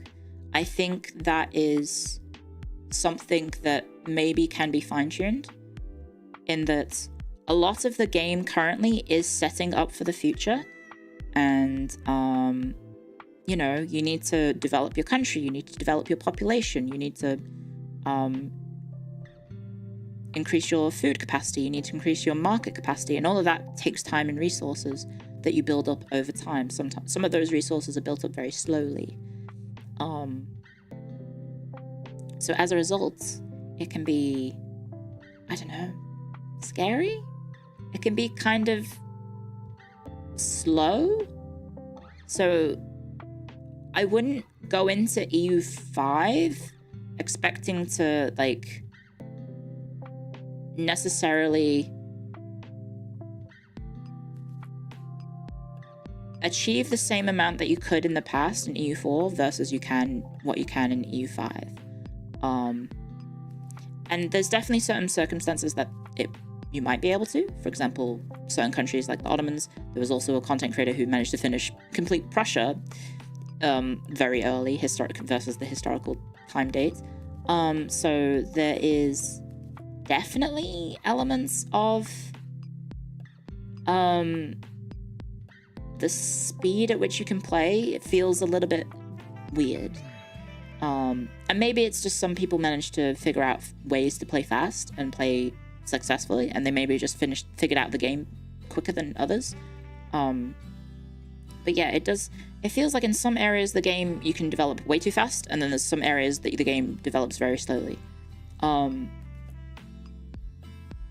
As a result, it does feel like some mechanics do probably need tweaking in terms of balance or maybe changing. So I would definitely say that trade, for example, probably needs to be nerfed or fine-tuned in a way that doesn't allow every nation to simply become a trade powerhouse, because you can make absurd amounts of money in trade very, very quickly, as I think any country. And you can basically just use that money that you're getting from trade to basically boost your country in ways that might seem a bit unrealistic. Like, a tiny city in the HRE should not be able to probably field an army of like 5,000 mercenaries that then wipes the floor with the rest of the Holy Roman Empire's army of levies, simply because they managed to like skyrocket their trade income through, I don't know, shrewd gameplay. There feels like there should be more limitations on trade at the moment, because yeah, the people have been definitely able to skyrocket their trade income at the moment that feels a little bit unrealistic. What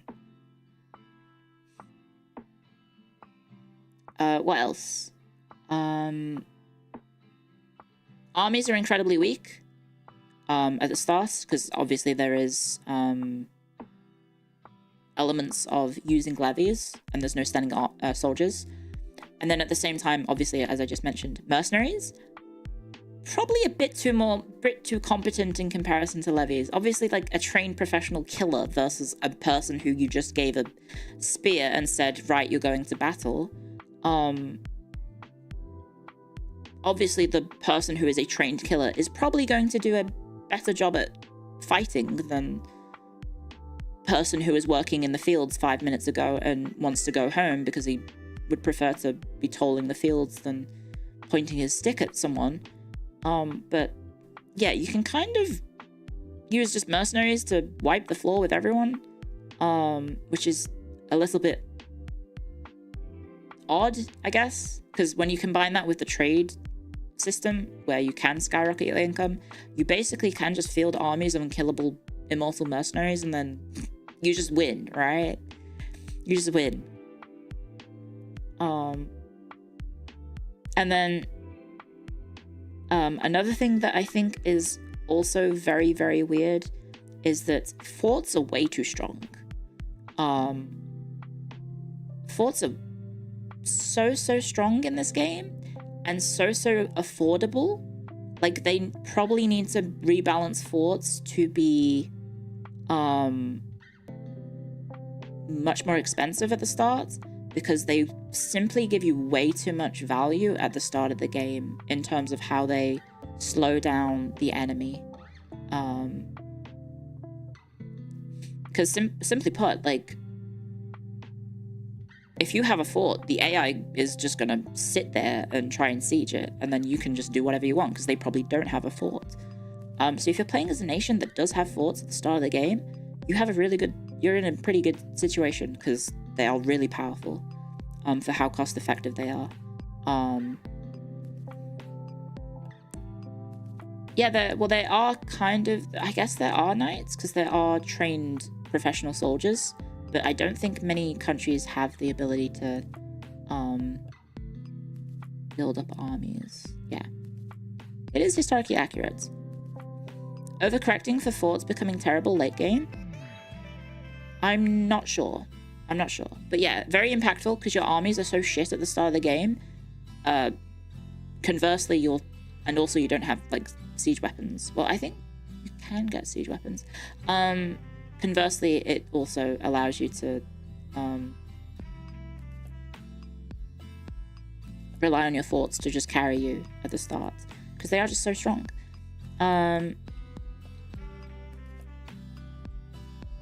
What else is there?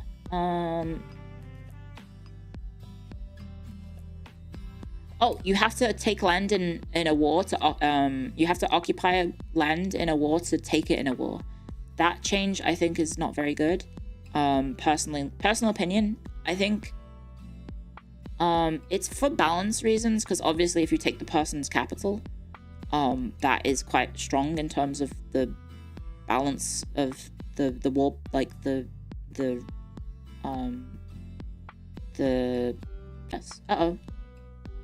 Please reconnect. No. Okay, am I back? Guys, did the stream die? I guess I have to wait 20 seconds for you guys to catch up.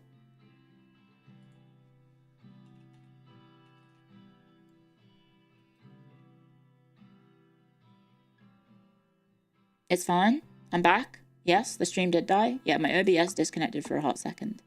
Hopefully that wasn't too bad. Okay, we're all good. Cool. There might be a little blip. Yeah, you're all good. What happened? It was fine. I don't know. OBS just suddenly disconnected. So, small scare. Okay.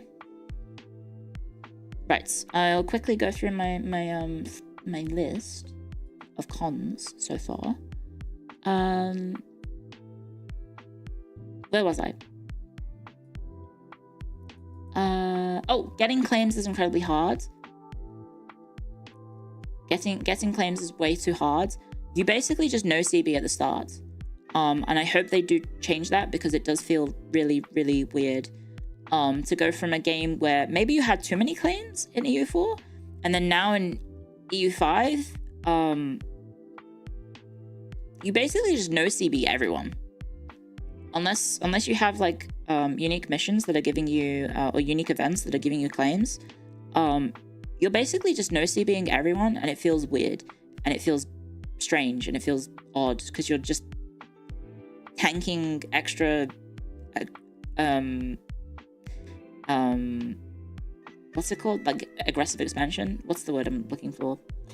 I forgot what the mechanic is called now. I've said it like 5 times in the stream. No, it's very difficult to get claims on places. So as a result, it feels really weird. Oh yes, occupying land to take it in a war feels strange. That is really, really strange. What does no CB cost? I think it just gives you antagonism. That's the one. So, thank you, sorry, I forgot the word antagonism. I think it costs you antagonism?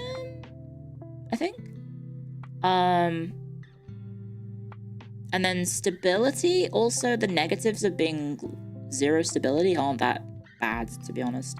But I think stability is on a scale from negative 100 to 100, not 0 to 100. But yeah.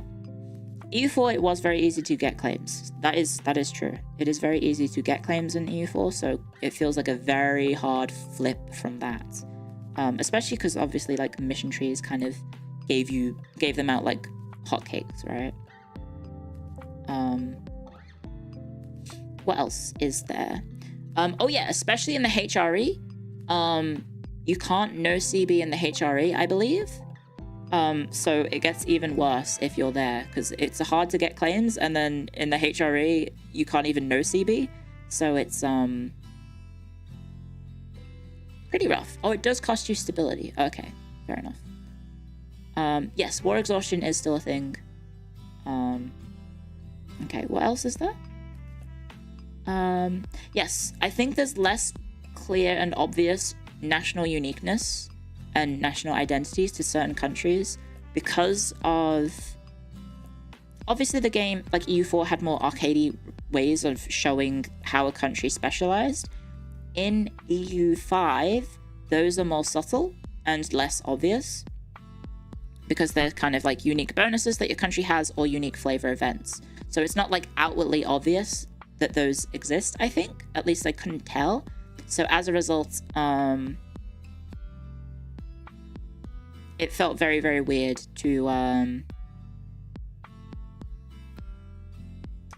sort of go from, oh, here are countries with very clear sort of national identities to, okay, so what does that country, what makes that country different to that country, right?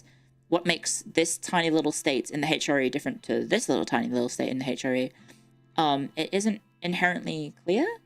Like, obviously there may be cultural differences, population differences, etc. But yeah, it feels very, very odd. Because you have these nations which have flavor, but it doesn't feel inherently obvious what said flavor will be. So yeah, that. But it does exist. It does exist. Like, there are unique flavor events, and obviously there are a lot of them. I think England had 44 in EU4, and I think Ottomans have like 160 or something ridiculous. So, you know, there are definitely events, especially for historically significant nations.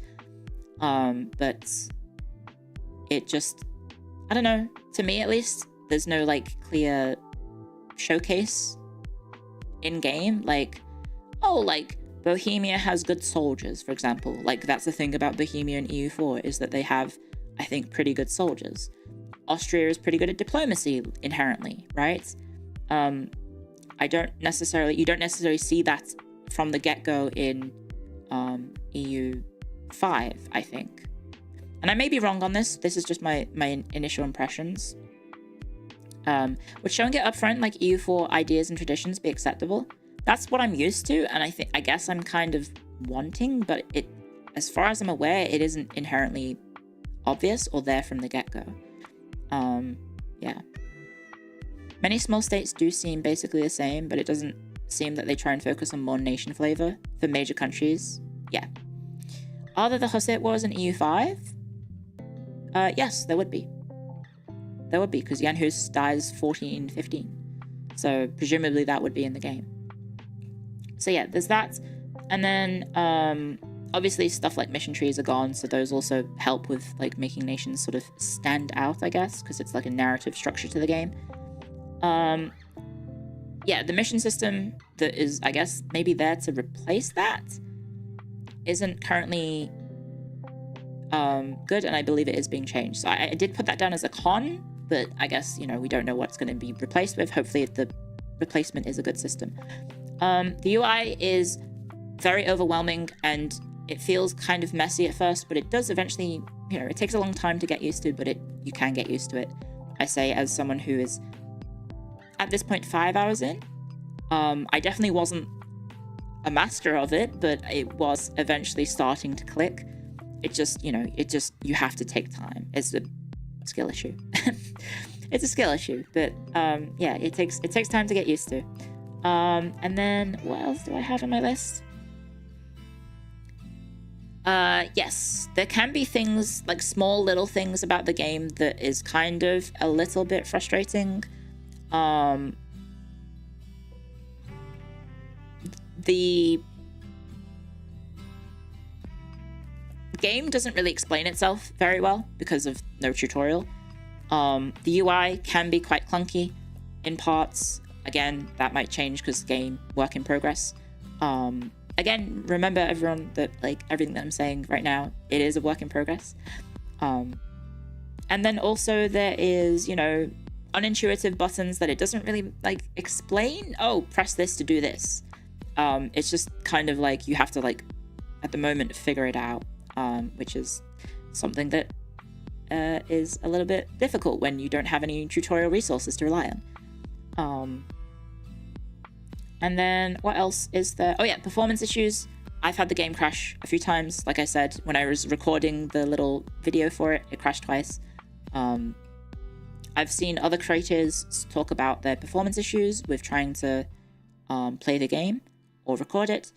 So yes, what a surprise. A game that isn't out yet requires optimization. That's obviously going to happen when the game gets closer to release. So I'm not putting that as like a huge negative, but yes, it is, I guess, important to mention that at the moment there's performance issues. But I'm not going to like hold that against them unless they are still there when the game comes out, because ideally you don't want to have the game be that unstable at launch. But I'm not going to like hold that against them massively, and you shouldn't either. But it's just something to be aware of, that the build that we got, which is a work in progress, wasn't super optimized for everyone's setup, and it wasn't super stable. But that's game development. Game development is very difficult, especially for PCs. And then finally, the flow of the game can feel very disjointed at times. I've mentioned before, like, hey, some countries it feels like you take a long time to do anything. And then you also have some systems that you're able to sort of really easily game, I guess, like trade to get exceptionally rich. And then in some circumstances, it can be quite slow to expand, especially territorially, for other countries. But that, I guess, makes sense because, you know, obviously in history, not every nation expanded. Not every nation was able to massively expand. So, you know, not every nation went on a bender like the Ottomans did and conquered huge swathes of the world, right? So yeah, that's something to be aware of, that like depending on who you play does affect the speed at which you can achieve things. So obviously the Ottomans are destined for greatness, so you are able to achieve a lot more, a lot faster with the Ottomans, versus say the Byzantines, or say I guess a smaller state in the HRE, for example, right? So as a result, it does feel like for some nations you are kind of, maybe, I don't know if held back is the right term, but I guess, you know, there's elements that kind of, it feels like sometimes the game speed or flow can be a bit odd depending on who you're playing as. Not that I have much experience, I'm just kind of going off what I've seen from other content creators. Okay, so that is my full list of cons at the moment. And I think overall, I am hopeful and optimistic. I'm actually, despite all of those cons that I just listed, I still think EU5 is looking and shaping up to be a really good game. And I'm really hopeful that they will nail it. I really want it to be good. I would like all games to be good, and I would like EU5 to also be good. So I think they can do it. I think they can. I think Paradox can do it, and I want them to be able to make the best game that they can make. So I'm really hoping that they can, and I hope they can continue to work on it and cook and make a really good game. So I did initially have a lot of fears about how nerdy, I guess it would be, how in-depth it would be, and how overwhelming it would be. And at first, I think that was true, but you just have to kind of give it a chance and obviously learn it. Like, we were all probably new to a GSG at first, and then over time you do learn it. And this is just going to be one of those circumstances where, yeah, you just have to put in the effort and learn. And at first it's going to be tough, and we are in the weird situation where we are going in blind, but I am really hopeful that it will do well. I'm really hopeful that the game will manage to be good, because I want it to be good, and I want to, hopefully all the people who also like grand strategy games to also like it as well. So yeah, that is it. I basically, yeah, the main thing I think that really need to strive to hit is the tutorial. I think the tutorial is like probably one of the most important things that they do need to implement, because yeah, the game is difficult. What a surprise. The complex strategy game is difficult. So I really do hope that the tutorial that they make will be robust and strong enough to help teach me, but also, you know, more casual players and maybe a broader audience as well that might be interested in historical strategy games. So yeah, I think that's everything that I had written down. Despite, you know, everything that I said in regards to, you know, the cons, the only reason I do have those cons is because I'm passionate about the game. So I really do hope that Paradox can pull it off, and I want them to pull it off. Yeah. So I hope you guys enjoyed this. I hope you enjoyed this this video, guys. I hope you enjoyed the me just yapping about my experience with EU5, and I'm glad that I can say it's now EU5, because yeah, I've had to sit on that for like 2 and a bit weeks. But yeah, I've had EU5. So yay! I hope you enjoyed that. So yeah, I don't really have much to add. If you do have any questions, I guess now would be a good time to hit me with your questions. I'll try to answer them. Do bear in mind that, like, I didn't have as much time with the game as others did. I believe other content creators will probably have more stuff for you guys to check out in the coming days when they're allowed to show it. So do look out for that. I unfortunately don't have any more stuff to show you guys, because unfortunately I was very, very strapped for time. So I really do hope Paradox didn't mind this video too much, and I hope we can get more access in the future, and hopefully I can showcase it to you guys. Do they have DLC announced? I don't think so, no. To hear someone talk about what they love is always nice. Will you get an EU5 tutorial from Clio? I hope so. If there's interest and I'm able to figure out how to play the game, I will try and do it. New culture mechanics, culture hybridization. I do not know about that, sorry. Do all nations have unique events? I think some nations may only have like 1 or 2, but it just depends on the country. Size of the game? I didn't check, sorry. Do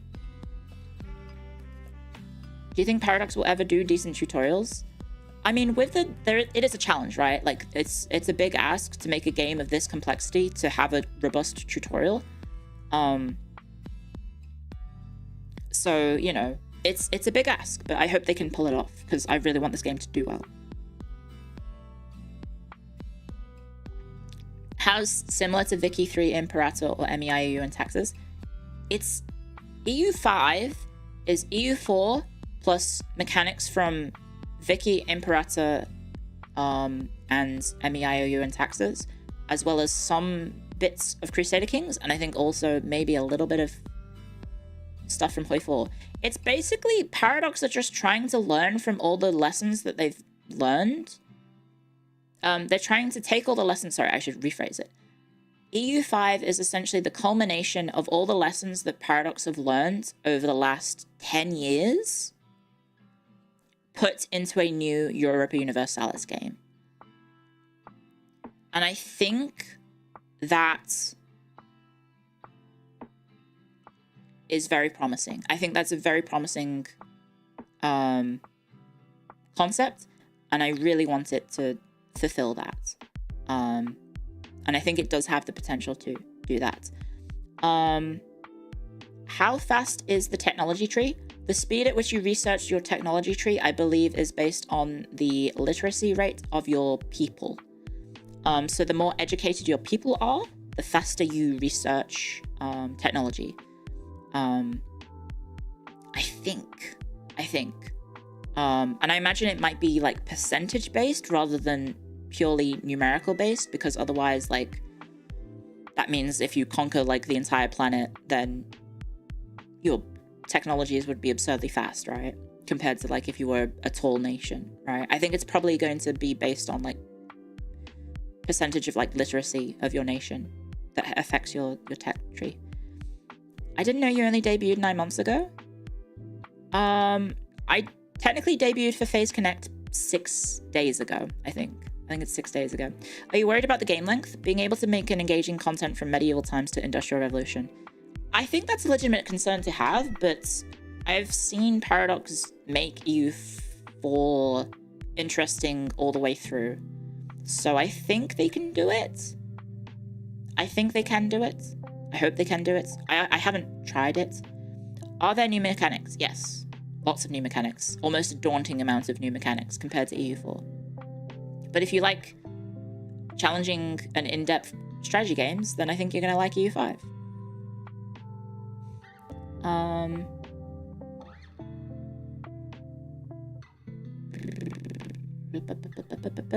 Have you felt the influence of banks in other building-based countries?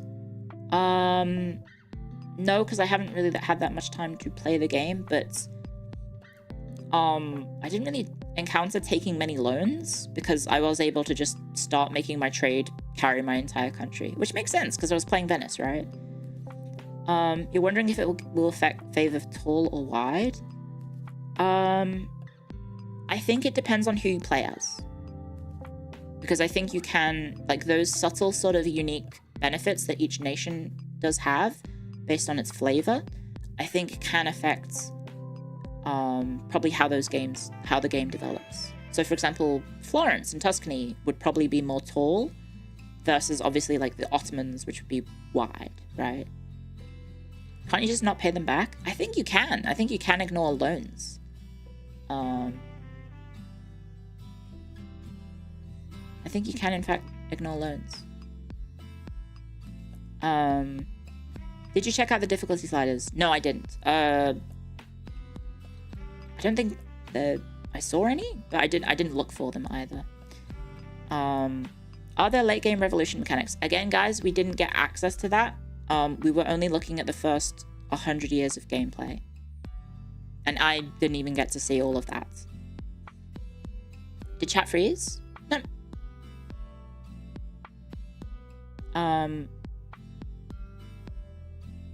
It's a scuffed. Yeah. Well, yeah, it's a Clio stream. Of course it's scuffed. Of course it's scuffed. It's super delayed because I messed up my stream settings. But yeah, if we don't have any more questions, I guess we can get a wiggle on. We can head off. Because I need to go to bed because it is 11:36 p.m. and I do have a stream in the morning. What other quest mechanics or features would you like to see? Well, I mean, I haven't seen further into the game, so I don't know what is there, so I can't really comment, but I guess it would be nice to see more mechanics that deal with the later ages, but yeah, we don't have access to that. How do mercenaries work? You hire them, and then they kill everything. You hire them, and then I think the mercenaries kind of work like the Crusader King system? I think. Again, I haven't tried it, personally. So yeah, you might need to ask some of the other content creators. You're awesome. Thank you. Thank you very much. What about combat? Has it improved? I believe they've made changes that make it a bit better, but again, I didn't try it, so I didn't have enough time to start wars. But yeah, I think if you look at some of the other content creators, I think they did all play fairly militaristic, so you should be able to see some of the combat. Are we ever going to get a Langschnecht debut? In the future, maybe. Good night, Panko's mom. Thank you. Thank you. So yeah, I'm hopeful. I'm very hopeful. The addition of all the systems is very scary and intimidating at first, but I think the game has the potential to do very, very well. So thank you again, Paradox, for today's access. Thank you very much for letting me have a try of the game, and I hope we can continue to have access in the future. And I hope you guys enjoyed today's stream. I hope you enjoyed it today. You know, I apologize for being a little bit, I don't know, a little bit scuffed and a little bit, how do I say? I'm trying to think the word that I'm trying to say. It's a different sort of stream that I haven't done in a hot second, so it's been a little bit of a weird experience, but I hope you guys enjoyed it. I hope you enjoyed it. 3 hours only. Yes, I do need to get to bed. So thank you guys. Thank you very, very much. You enjoyed the stream? Yes, I imagine this stream was definitely a lot of me talking and you guys listening. It reminded me of teaching. It reminded me of teaching. The delay on the stream definitely didn't help. That did not help with making the stream flow properly. So I got a little bit thrown off tilt by that. So I apologize for all the scuff. I hope this was insightful. I hope you guys enjoyed the first look at EU5. And I'm very happy that I got to do it. And hopefully things continue to look up, because I'm very excited for EU5. So yeah, I hope you enjoyed the stream. And yeah, I'll see you guys tomorrow. Yes, because I'll be playing EU5. Oh no, EU4. I'll be playing EU4 tomorrow. And I'm very happy that I get to finally say, yay, Europa Universalis 5. So, let us find someone to raid, because I need to do that. Who is live? Is anyone from FaZe live?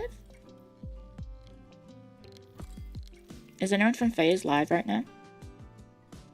Nope. Nope. Is anyone live? No, no one is live. Who is live next? Does anyone have a...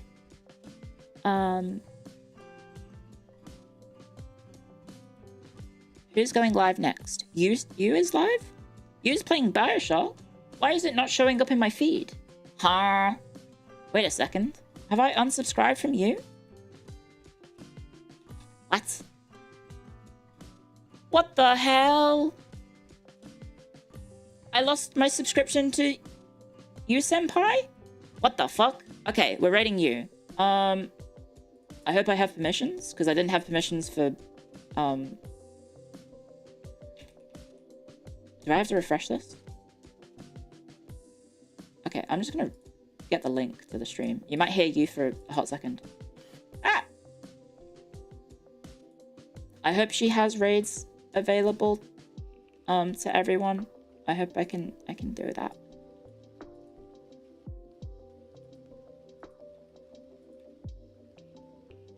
Okay, I can raid you. Cool. We're gonna raid you. You, I love you to bits. I'm fumbling. This is your time. No. Okay. Thank you very much for coming, everyone. I don't know what happened. For some reason, I was unsubscribed, even though I was definitely subscribed to every single member of FaZe. That's so strange. Okay. Thank you for coming, guys. I hope everyone enjoyed today's stream. Apologies for all the scuff and, I don't know, the weird presentation aspect of it. I hope it was enjoyable regardless. And I will see you guys tomorrow for some Europa Universalis 4. And probably a lot of chatting, where I get to talk about whatever instead of having to stay on topic. So good night, guys. Noot. Lots of clear. Thank you to all the lurkers, chatters, raiders, subscribers, donators, gifters. Thank you so much. Oh, wait, I didn't get... Right, I'm on YouTube, so I'm not monetized yet. Wait, that's just a force of habit. Sorry, my bad. Well, thank you for everyone lurking and chatting. Thank you very much, guys. And until next time, see you later. IT Gator. In a while, Clio Dial. Good night, guys. Noot.